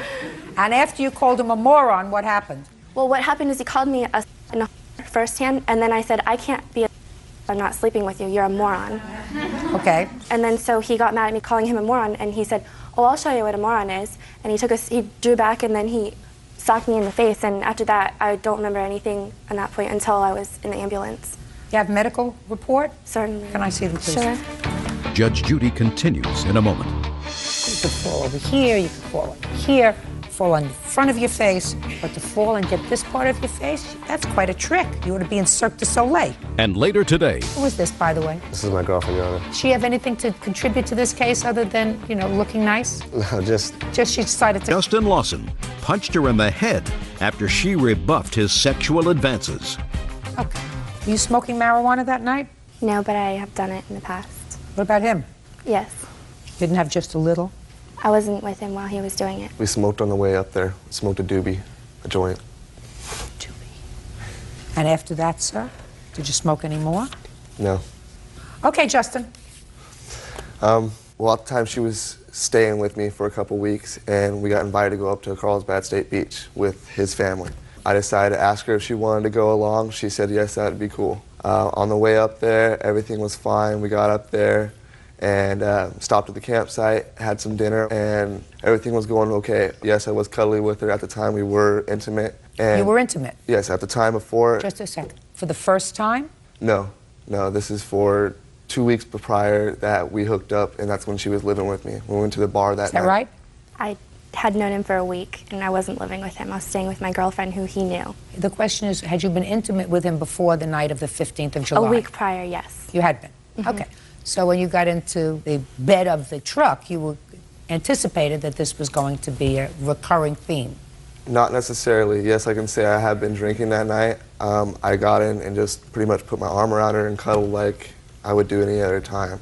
Yeah, I might have touched her stomach or rubbed her leg and gave her the wrong impression. Yes, she got out of the car and she walked away. I chased her down because at the time I had feelings for her. I liked her. So I followed her, asked her what was going on, and she said she wasn't happy and that she wanted to leave. We went for the walk, talked about it and everything was fine. On the way back, she was being kind of loud and she wanted to go into the campsite and get one of her bags or something. I told her that we couldn't go in the campsite until she got a little bit quiet because his parents were sleeping at the time. And she didn't like that fact at all. You know, she wanted her bag out of my truck right then and there. She wasn't going to stay with me that night. She wanted to go home. So she wanted to go back to the campsite to get her bag to leave. Yes, out of my truck at the time. And at the time, I couldn't let her in just because of my parents were sleeping and she was being loud. She was being belligerent. At the time of that, Kenny walked up with his cousin, asked us what was going on. She said nothing was going on and went in and got her bag or whatever. Well, she started walking off, and I called her name for walking off. Called her a name? Yes, I called her a B for walking off, you know. You mean for leaving? For leaving, yes. I didn't understand what was going on. I didn't understand what was happening. All night long, everything was great. Through dinner, everything was great. And then... Well, this was the second time, Justin, that she was trying to leave. Yeah, she tried to walk away, and I stopped her before, yes. So why didn't you just let her leave? Well, the second time when she turned around, you know, I said, you know, I don't know why you're being a B. You know, I don't see why we can't just talk and see what's going on. Because I didn't know what was going on. All of a sudden, she just turned on me. I mean, it was... All night long she was cool, and then all of a sudden she turned on me, and it was totally a different face. So finally I told her, I said, well, yeah, why don't you go home? And so she started walking or whatever. Well, I said something underneath my breath, and she heard me, and she didn't like what I said. To this day, I cannot remember exactly what I said. I might have called her an H or something, but I don't know for sure. She turned around, came over, and started pushing on me. She lunged the last time. I stepped out of the way. She fell down. She was laying on her face. I waited for her to get up or whatever, and she didn't move at all, so I rolled her over, and she was having a seizure. At the time, he ran in and got his dad. His dad's a diabetic, has seizures and stuff, so he's like, she's having a seizure right now, don't touch her. Who said that? His father. I don't care what you say his father said. That's hearsay. If his father wanted to support your position, he could have been here. He's at work, so... That's your story. Your story is she fell over and she was having a seizure. Yes. She never had a seizure before in her life. Well, the paramedics, when they came to pick her up, she got up and walked to the ambulance herself. You know, she was... Did you tell the paramedics she had a seizure? No, are you the friend that told the paramedics that she had a seizure, Justin? I told the ranger that I thought she was having a seizure. You told the ranger that you thought she was having a seizure? Yeah. How from a seizure did she have swollen problem with her temporomandibular joint? Because she fell face first on the ground. You fall face first, you fall over here. You don't fall on your side. Well, when I rolled her over, she was laying with her face like this, like with her arms out. Justin, I don't buy that, honey. Well, I'm sorry. Justin, I don't buy that, my dear. If you know why? Because it doesn't make sense. Because if you're having a seizure and you fall, and even if you fall on your side, you fall on this side of your head, you don't. It's very hard to fall on this indentation unless you happen to be unlucky enough to fall on a rock that's sticking out on this part of your face. So you could fall over here, you could fall over here, fall on the front of your face, but to fall and get this part of your face, that's quite a trick. You ought to be in Cirque du Soleil. That's why I don't buy what you're saying to me, Justin. Okay. Don't buy it, my dear. And the fact that you went to the hospital afterwards with her and waited for her to wake up and told the doctor before she woke up that she had had a seizure. That's what, you're the friend. You did go to the hospital with her, didn't you? Yes, I did. Yeah. Were you nervous? At the hospital? Yeah. I was crying the whole time. I didn't know what happened to her. I don't blame you for crying. I don't think that you meant anything to happen bad to her that night. I think you had a little too much to drink and a little too much to smoke. And she wanted to leave and she wanted to go home and you didn't want her to go home. And you left out the fact that, according to your answer, you said, I grabbed her bag to throw it back in my truck, but she kept pushing me, trying to get her bag back. How come you forgot that? How come you forgot to tell me that you weren't letting her leave, that you took her bag and you were throwing it in your truck because you were trying to prevent her from leaving? Well, I just told her that I was going to grab her bag, and I grabbed it as I was saying, I'll take you home in the morning. And at that time, it was no problem until... Well, how come you didn't tell me that, Justin? Justin Lawson punched her in the head after she rebuffed his sexual advances. It's a good story, Justin. It doesn't wash with me. I think you got angry with her. I think when she called you a moron, you hauled off and socked her, and I think she fell down, and she hit her head, and you got a little bit nervous. Well, I didn't sock her. Well, that's what I think you did. And since my judgment is the only one that counts, and since her story is supported by what I'm reading in the medical reports, judgment for the plaintiff in the amount of $3,900. Thank you very much. Parties are excused. You may step out. Thank you. We've known each other for a week, so it wasn't a long-term relationship or anything to get really serious about. You can't say boyfriend and girl if I can say sexual partners. Well, if she tried to leave a situation, she should have the right to leave the situation. Any guy that cares about a girl is not going to let him leave. No means no. And now the next case. All parties in the matter of Lombardo versus Rao. Step forward, please.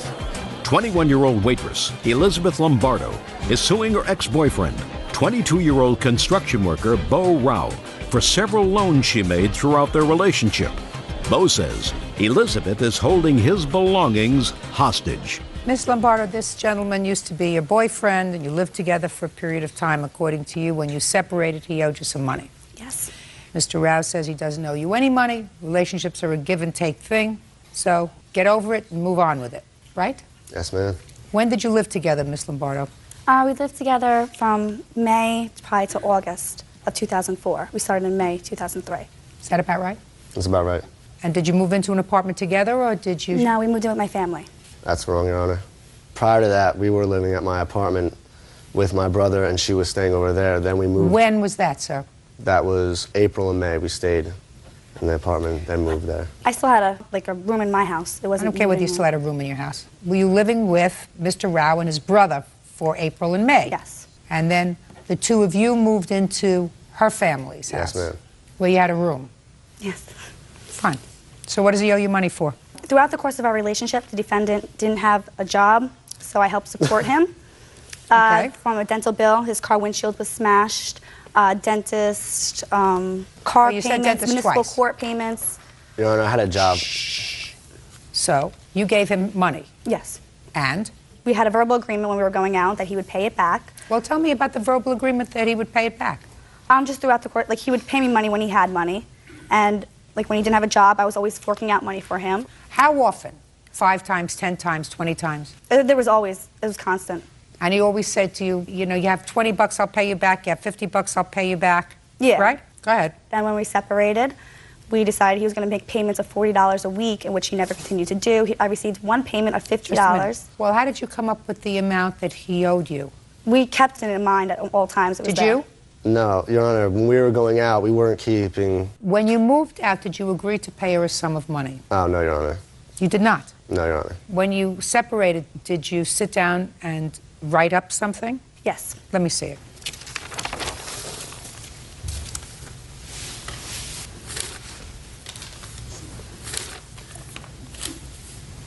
Did you sign this IOU? No, Your Honor. And for us to sign each other's name on something was pretty common. I could show you receipts with my signing for her debit card, or her signing for my debit card. It was nothing. You didn't sign this? No, Your Honor. Fine. Tell me the circumstances surrounding your separation, Mr. Rao. The relationship just got ridiculous. She was constantly lying. Everything that would come up would be a lie about something. I couldn't live at her house anymore. And I only actually left for the weekend after a fight, and when I came back, all my stuff was at my parents' house, and she said I had to be out. So she moved your stuff out? She moved it with no notice of anything, so Okay. that she wanted me out. I'm ready to hear the rest. 30 seconds or less, Ms. Lombardo. When he moved out, when he wanted his bed, his stuff was there, that's when well, you don't believe that he signed the paper. Well, just a minute. So if what you're telling me, you told me he couldn't take his things unless he signed the paper? Mm-hmm. Then even if he signed it, it's worthless. He had this agreement with me. Let me explain something to you. He didn't. What you're saying is that during the course of your year and some months relationship, if you gave him 20 bucks, if you gave him $50, whatever it was, he said to you, when I get it, I'll pay you back. And that's what people do when they live together and they're not married. Don't worry, honey, I'll pay you back. That's not a loan. When two people play house and not commit to a relationship as we know it and get married, courts aren't interested in going over $20 here, $5 here, $15 there, $100 for the dentist, $12 for this. Courts aren't interested in doing that. We got other things to do. Mm-hmm. So it's been my suggestion, if you watch carefully, if I've always said, keep your finances separate. Mm-hmm. So I think you have to put a real period and say, it's over. I'm fine. How with old that. are you? 21. 21? Perfect. You didn't waste a lot of your time. You didn't waste the best years. You didn't waste the flowing years. Who is this, by the way? This is my girlfriend, Your Honor. She have anything to contribute to this case other than, you know, looking nice? No, just she decided to come with you she's to irritate her. She's seen the craziness. To irritate her. Yeah. Well, probably not the best idea to bring her. Who is this? This is my friend. So he brought a girlfriend, you brought a friend. Move on. He did. You should. Have a happy life.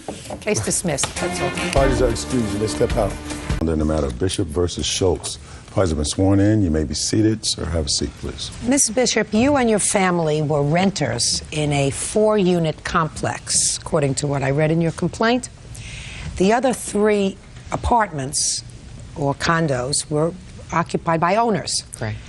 And it is your claim that the defendants did several things. First, they told untruths to the cooperative association and therefore your landlord. Yes.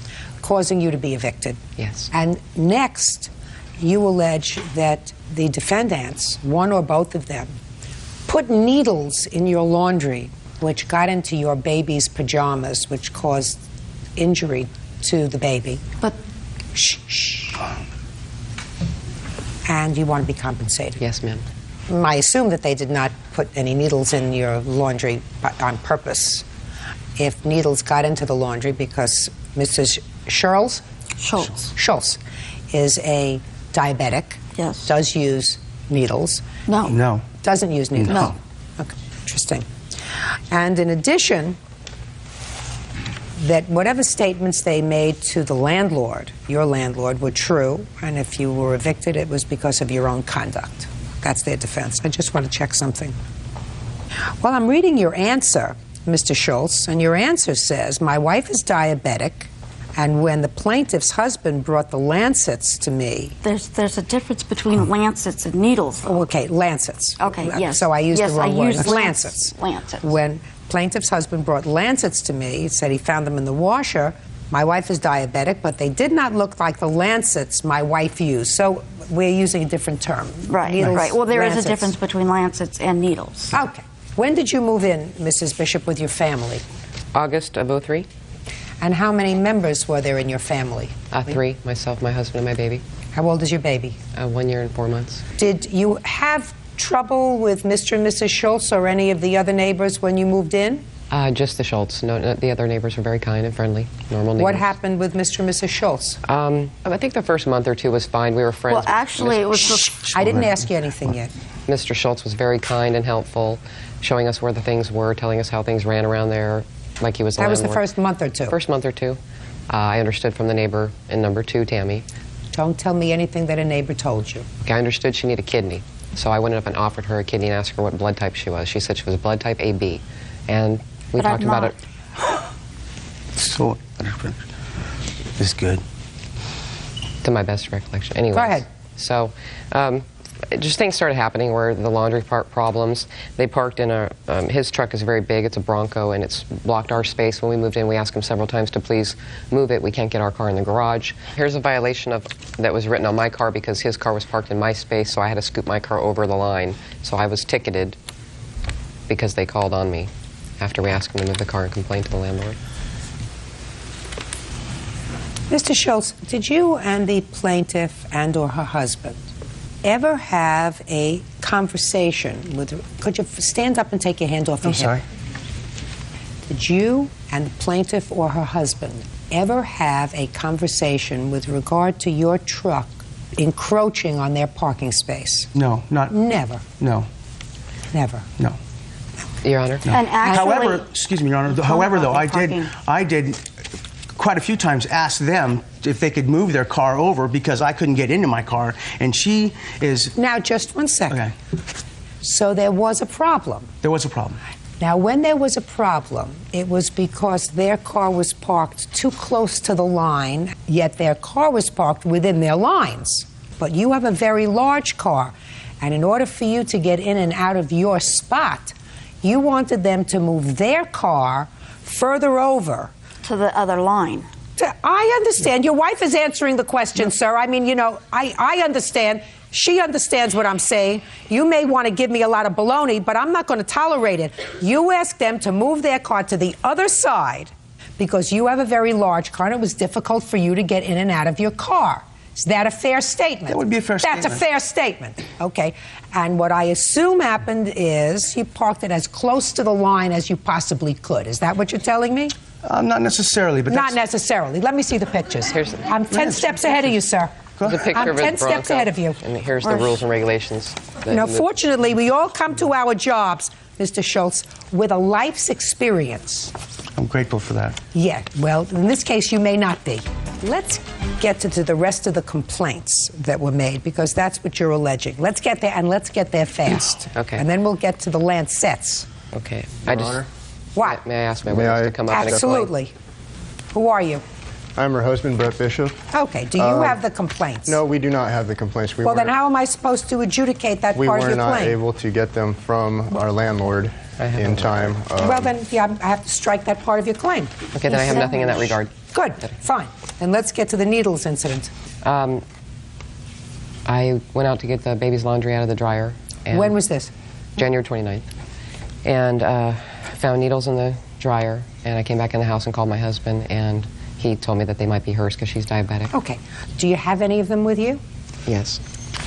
And this was before you put any clothes on the baby? No. What do you mean no? Similar of what the needles look like. You see, what you state in your complaint is that your baby was uncomfortable, and the next morning you found needles in her pajamas. Then you went down to the laundry and you found needles. Now you tell me that on the 29th of January, you went down to the dryer and found needles in the dryer. I got the needles out of the dryer, and I came back into the house and called the police. Yes. My husband came home at the same time. Yes. And he can pick it up from there.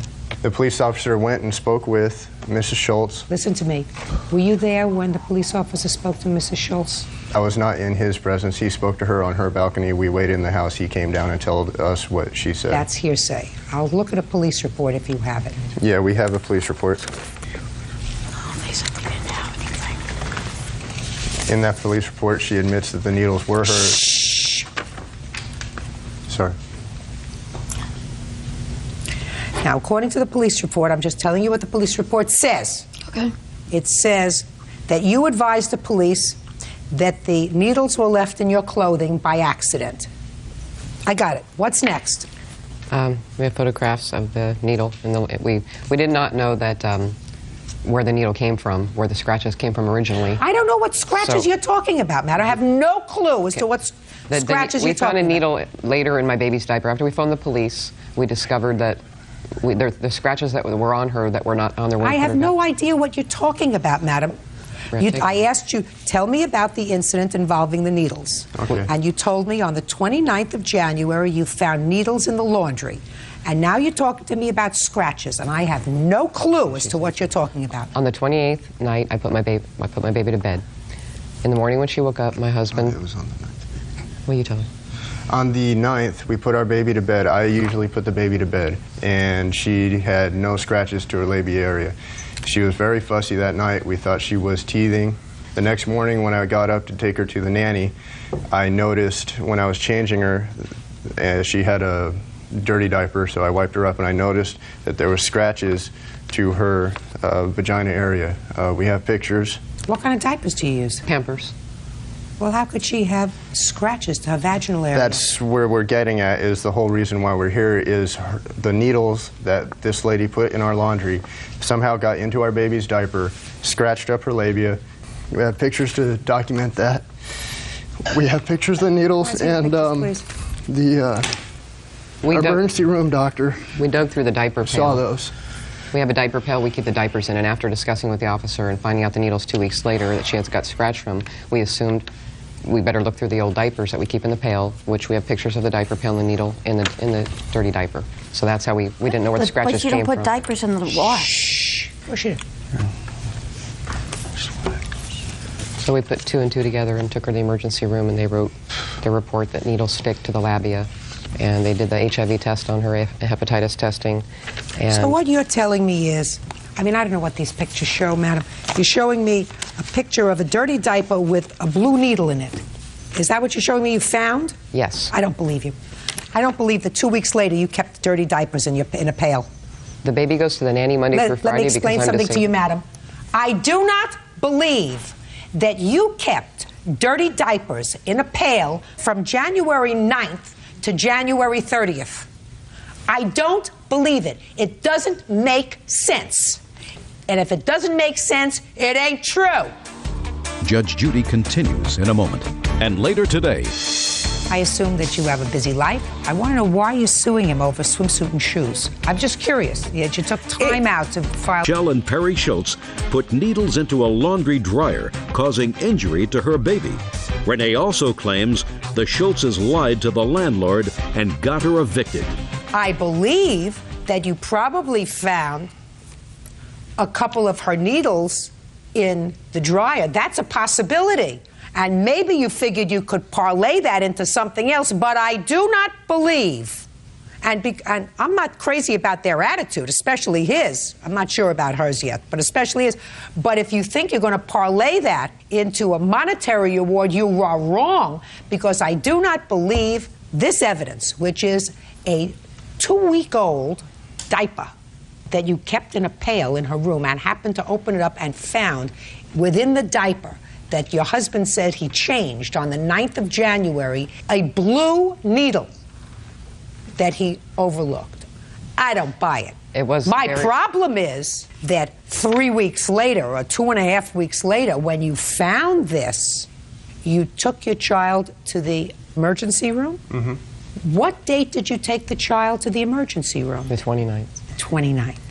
So what you're telling me is you didn't see the problem on the 9th. Yes, we did. Well, show me what you did. I took her to my doctor for shots. 2 days later, she had a date for shots. There's red marks on the buttocks.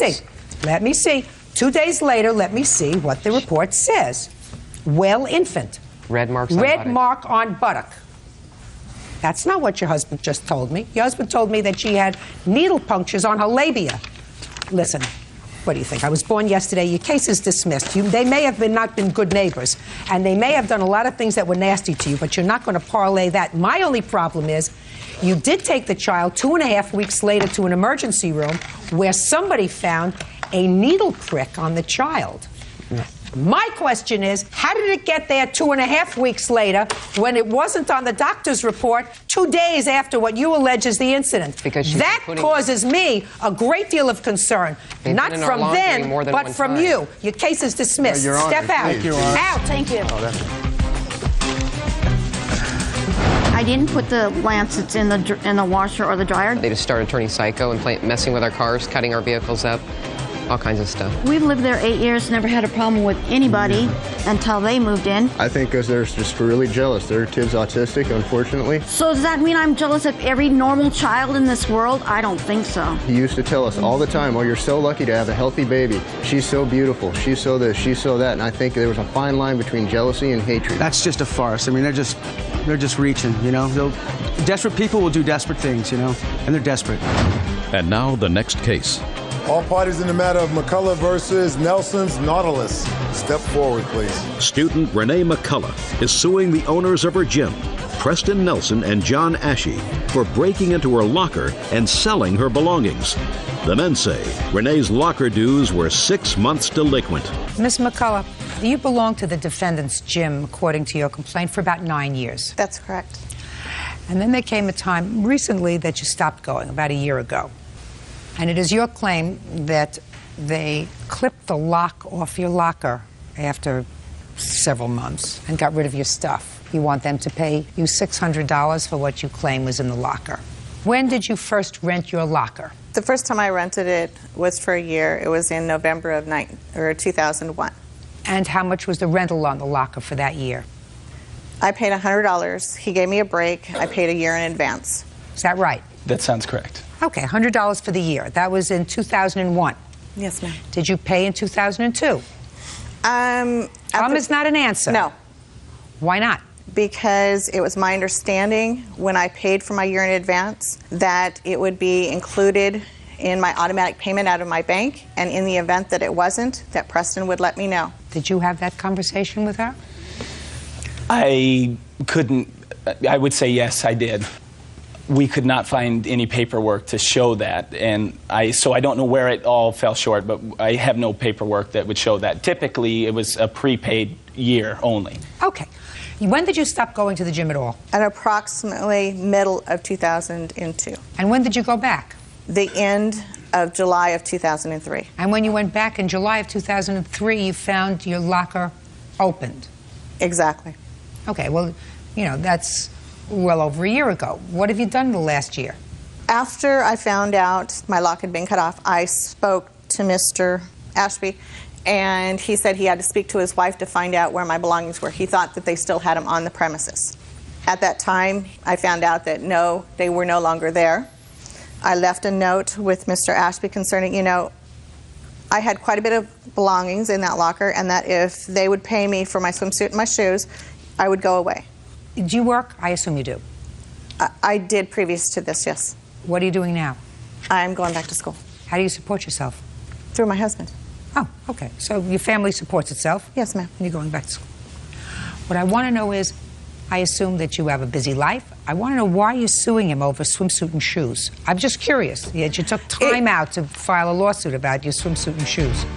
It's the principle of the thing. I expect that if they run a business, that they need to comply with the laws that regulate the renting of areas. Well, but the truth of the matter is, Ms. McCullough, from what you tell me, you didn't go back to the gym for almost a year. And during that period of time, the locker was really not paid for. You assumed that it was going to be paid for. You assumed that they would notify you in the event that it wasn't paid for. Have you lived in the same place all the time? Well, what I don't understand, Mr. Nelson, quite frankly, is why couldn't you just send her a note? Drop her a note and say, listen, we're going to empty out your locker because it hasn't been paid for, and it has to be paid for. You better come and get it within the next 2 weeks. Right.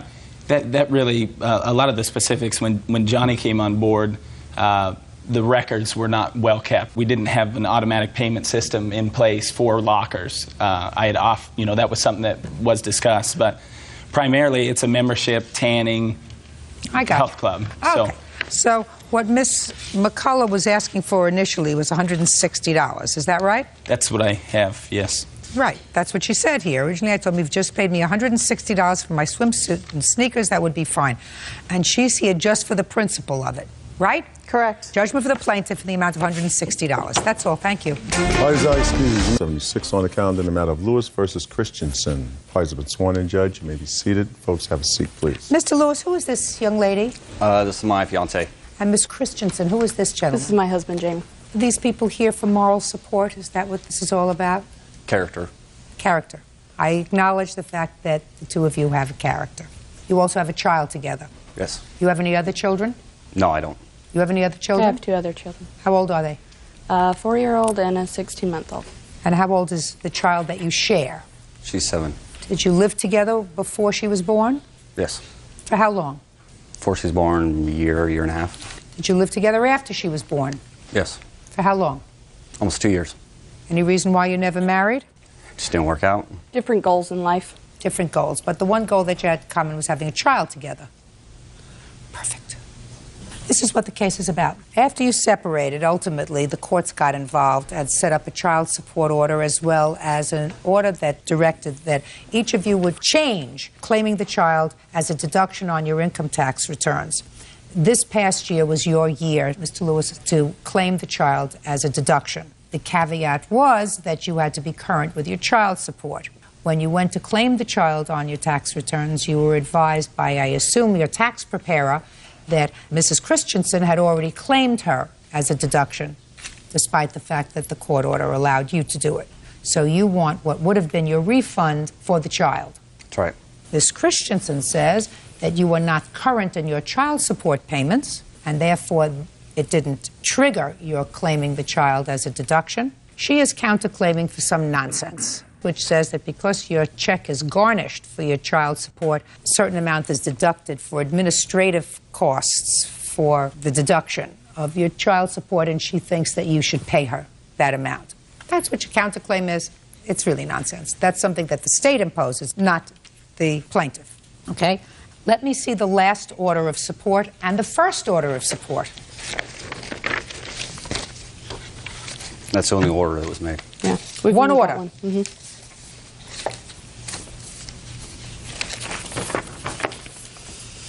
You petitioned the court, is that right, sir? Yes, I did. For an order of paternity, custody, and or visitation. Was that because you were having problems with visitation? Yeah, she told me I had no rights to my daughter. And how long have you been married, Miss Christensen? 5 years. How often were you seeing your daughter at the time that Miss Christensen got married? Every other Sunday. Started out as a weekends and went to Sundays. Her and one of my ex-girlfriends had a fight. Your Honor, can I say something? Sure. Mr. Lewis has been sporadic with his visitation with his daughter. It is true, me and one of his girlfriends who, at the time, we didn't get along, and we got in an assault fight kind of concept on one of his visitations. So at that time, I asked that he had his visitation with my daughter at his parents' house. And then that way there wouldn't be any problems with anybody's relationships. I didn't want to be in an argument and a fight every time we had to drop or pick up our daughter. I didn't want to go over to his house and be assaulted by his girlfriend. Well, that's absolutely correct. You shouldn't be in contact with anybody, but that doesn't mean he has to have visitation with his child at his parents' house. I understand that, Your Honor, but Mr. Lewis has been in and out of jail for drug charges. He's led a very colorful life, and I didn't feel that Did you know about that when you had a I did, and he was going to rehab. I'm speaking. Did you know about that when you had a child with him? Correct, and he was going to rehab. Then you picked him. Mm-hmm. He's your child's father. Mm-hmm. That's all. Can't come as a surprise to you. Okay. It's clear, pursuant to this agreement, Ms. Christensen, that Mr. Lewis had the right to claim your daughter on his tax returns for this year. And you did. Why? Your Honor, he was not current. Show me. Okay, I have a paper here from the state. What is your child support obligation, sir? $216 a month. Okay. There you go. He was not current on his child support or his medical obligations. Just a second. Wait 1 second. I'm looking at January. I want to find January. I have one starting from January. Okay. How much is owed? Just take a look at it, and I want you to read out. $46.14 was owed. $46? Correct. On just the child support. Just a second. That's all I'm interested in. $46. Correct, Your Honor. So that's not a reason to claim the child on your tax returns as a dependent. I will tell you that right now. Shh. And aside from the fact that he says he paid it, that $46 from whatever amount that was, but at $216 a month for the past year, if what he is $46 in arrears, I think it's overreaching, Mrs. Christensen, for you to claim that is the reason that you didn't follow the court order. You say it's more than that. So tell me what's more. I gave him a list of the items that he owed. I'd like to see it. And when did you give him the list? He knew at the time when we When did you give him the list? I gave him a list in February 10th. January. And he Just a second. Wait, whoa.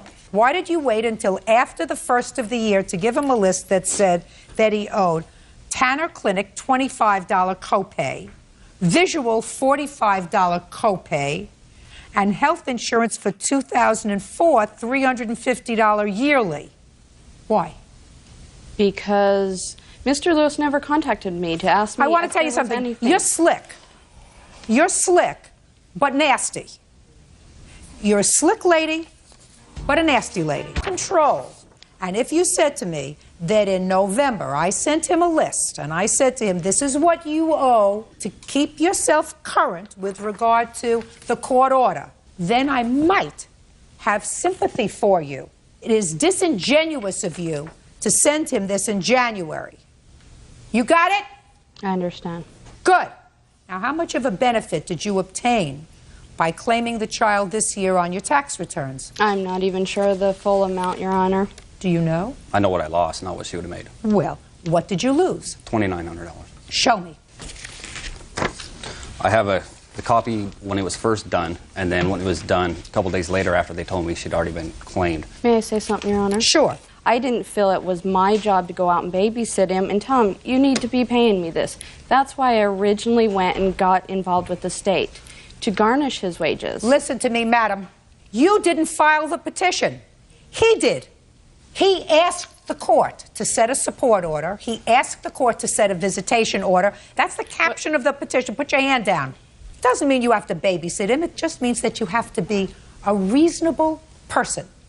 And if you had obligations that you felt as if he should have paid in 2004 in order to let him claim the child as a deduction, if you would probably be a hell of a lot easier for you now that you're married and have 2 other children, if he were no longer in your life, if he took a powder someplace and wasn't involved. Unfortunately, life doesn't work that way. You two are tied to each other. Get used to it. Judgment for the plaintiff in the amount of $2,900. Your counterclaims dismissed. That's all. Thank you. Parties are excused. You may step out. Mr. Lewis has been in and out of her life, and until he's been in a serious relationship, didn't choose to really have a very adequate relationship with his daughter. I had my daughter every other Sunday for 2 years before this. I hope they build and bond and grow. Oh, I'll still have her every other weekend. And now the next case. All parties in the matter of Blair versus Cheverini, step forward, please. 21-year-old nurse's assistant Tricia Blair is suing her ex-boyfriend, 23-year-old construction worker Joseph Cheverini, for unpaid rent and bills. Joseph says he moved out because he caught Tricia smoking marijuana with their kids. Miss Blair, you and Mr. Cheverini lived together. You have a child together, and you have a child from a previous relationship. Yes, ma'am. You signed a lease for an apartment, and the thrust of your complaint is that Mr. Cheverini moved out of the apartment, leaving you with 5 months' rent to pay on the apartment, and you want him to pay the remainder of the lease, which is 5 months. Yes, ma'am. And he says pretty much grow up. You got a restraining order against him that was bogus. He was forced out of the house, and he has absolutely no intention Yes, ma'am. of paying the rent. So I have a couple of questions. When did you sign the lease? In August of '04. And how old are your children? 4 years old and 3 months old. And where is the father of your 4-year-old? He's in the Marines in North Carolina. Were you married to him? No. Does he see the child? No, he does not. Does he support the child? Yes, he does. How much does he send? $294 a month, court ordered. When was the last time you were employed? March of last year. Who supported your household while you were living with Mr. Cheverini?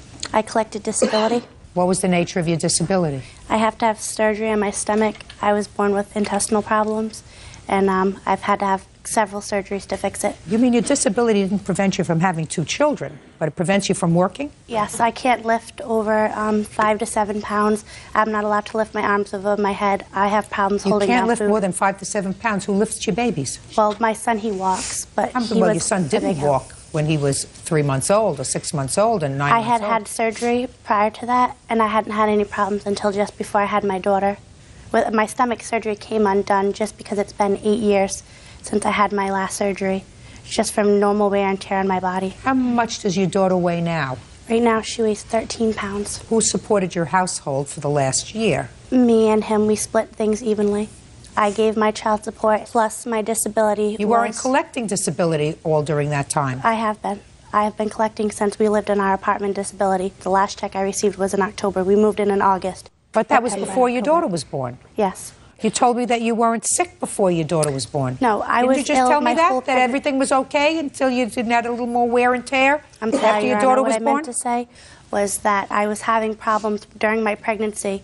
I was seeing my physician regularly, and he advised me that because I had found out in March that I was pregnant, that I should not work because I could not lift and it would cause harm to the baby. There are an awful lot of things you can do without lifting 7 to 10 pounds, like answering a phone. That only weighs a couple of ounces. That's a job. My daughter is only 3 months. I haven't been working due to the fact that she's so young right now. So that the baby is with you all the time and you manage to lift 13 pounds. I have no choice. He's not in the home. What am I going to do? Let her starve to death? All I'm suggesting to you, Miss Blair, is that when people scam the government, it irritates me. I would never. Well, you are.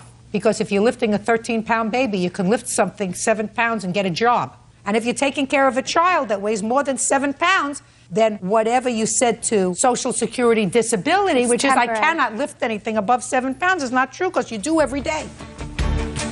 Real cases, real people. Judge Judy. Tricia Blair says ex-boyfriend Joseph Cheverini owes for breaking a lease. Joseph says Tricia has a restraining order against him. Hey, I forgot what your complaint is. All right. So there came a time he moved out of the house. When did you move out, sir? Just recently, about a month ago. And you took the 2 children with you? Yes. Why? Because I have a problem with her excessive partying. What do you mean excessive partying? What does that mean? You know, drinking and other uses. I don't know. We're in court. You tell me. She drinks and she uses drugs? Occasionally. What kind of drugs? Marijuana. And when you came home from work about a month ago, what was it that precipitated you leaving? The house was full of smoke, and my newborn baby was in the house along with the 4-year-old. What kind of smoke? Pot smoke. Really? Your Honor, that's not true. I'll get to you in a second. What did you say to her? Well, we got into an argument, and she decided she was going to leave with the kids, and I wasn't having that. So I had called the cops to arrest her because she had previous warrants for assault and driving on a suspended license, because I didn't want her to take the kids out of my house. Okay. And that was successful. So they came and they arrested her. Yep. And you took the children. Where did you take the children? To my sister's house. Under what circumstances does Ms. Blair get the children back? She put a restraining order out saying, using false allegations, saying I assaulted her. Yes, Your Honor. I'd like to see the allegations. Saying I've hit her several times and verbally assaulted. All right, so she filed this petition asking for a protective order for herself and for the children. Correct. And she wants temporary custody of the minor child, and that is Jada. That's your daughter. Yep. The other one she doesn't need custody of because she already has custody of that child.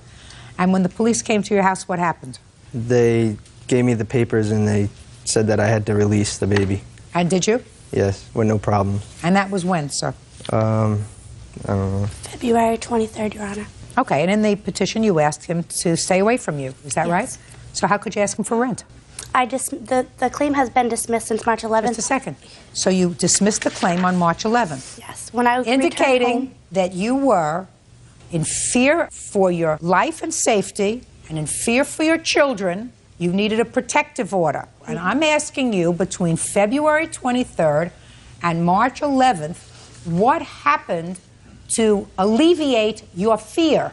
I was hoping to reconcile everything. I wanted to get back together. I was hoping maybe we could go to family counseling. You mean after you said all of these horrible things about him? He Your hit Honor, you, he said kicked you. so many... I'm speaking. He kicked you, he beat you, he hit you in front of your brother, he hit you in front of your sister, and abused you, both verbally and physically. Then you wanted to reconcile with him. We have 2 children, Your Honor. So the answer is, nothing happened between February 23rd and March 11th when you dropped the case. All of a sudden you I had felt spoken safe. with his lawyer. His lawyer was trying to get us into family counseling. We were hoping to make things work for the sake of the children. It didn't work. I know. And now you're living in the apartment? I suggest you stay there. He's not paying for it. I can't afford him. Then move. He's not coming back to a situation where, on your whim, you can go and get a protective order put out against him, citing egregious acts of assault where you are in fear for your life, and then miraculously, in a relatively short period of time, without any intervention, that fear is gone. So he would be an idiot to live with you, knowing that you know how to do this. I think he would be an idiot to come back home because you resorted to this in order to get the children back. Your Honor, he filed false charges with Child Family Services saying that I was an unfit parent, I can't take care of my children. They came into my house and they found nothing at all to say that I was an unfit parent. Well, one thing that they should do, is they should do a hair follicle test to see if you use drugs. He has used drugs also. He is addicted to coke. So is what you're telling me is it's okay for you to use marijuana? Your Honor, I have not because, smoked listen to me, you said it, he uses drugs too, is what you said. No, so is what you're telling me is it's okay for you to use drugs because the father uses drugs also? Is that what you're telling me? All I said was... Since my child has been, since I've been pregnant, a long time ago. We've been in a relationship for 2 years. My daughter, it only takes 9 months to conceive a child. He was using No, it things doesn't against take me 9 from- months, it takes 9 seconds. Miss Blair, you have no case. You currently seeking custody of No, this he's child? not. When is your next court date? Supposedly April 4th. You suggest to the court that both of you submit to hair follicle tests because you now have this on tape where she says that you are addicted to cocaine, and you say merely a month ago she was using marijuana to the extent that the fumes were all over your house. Your Honor, that was his nephew. Just a second. So that if in fact she had used marijuana, it stays in the hair. I know. And there's a buildup. But I'm going to tell you something, people in glass houses. No. I have nothing to worry about. Very good. Miss Blair, your case is dismissed. That's all. Excuse, you may step out.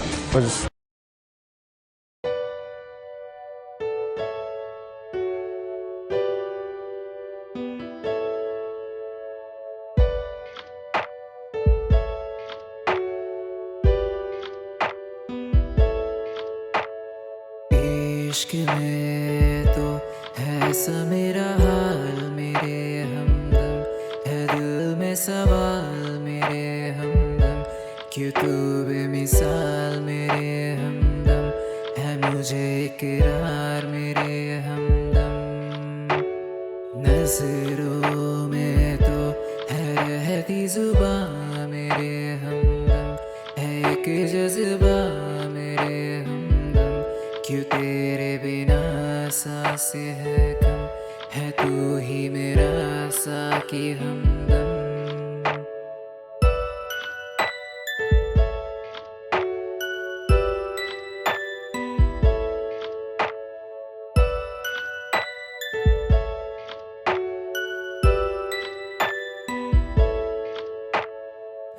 फासलों में भी है जीने का मजा मेरे हमदम है दिल सहमा मेरे हमदम न करते गिला मेरे हमदम तू मुझ में बसा है हमदम हमदम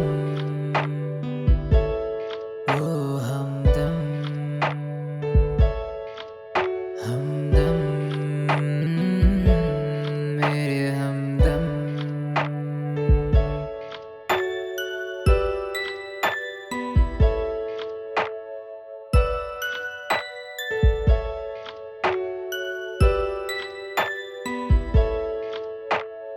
धड़कन भी तो न सुनते मेरा मेरे हमदम दे तुझको सदा मेरे हमदम कि तू है कहाँ मेरे हमदम न तेरी नजर मेरे हमदम रातों में मैं देखूं सपने तेरे हमदम तू लगता हंसी मेरे हमदम तू लगता यही है पास मेरे कि प्यास मेरी तुझसे है नम कल भी तू था साथ मेरे हमदम तू पास मेरे है फिर भी गम के पालू तुझे हो नजर करम कि तेरे बिना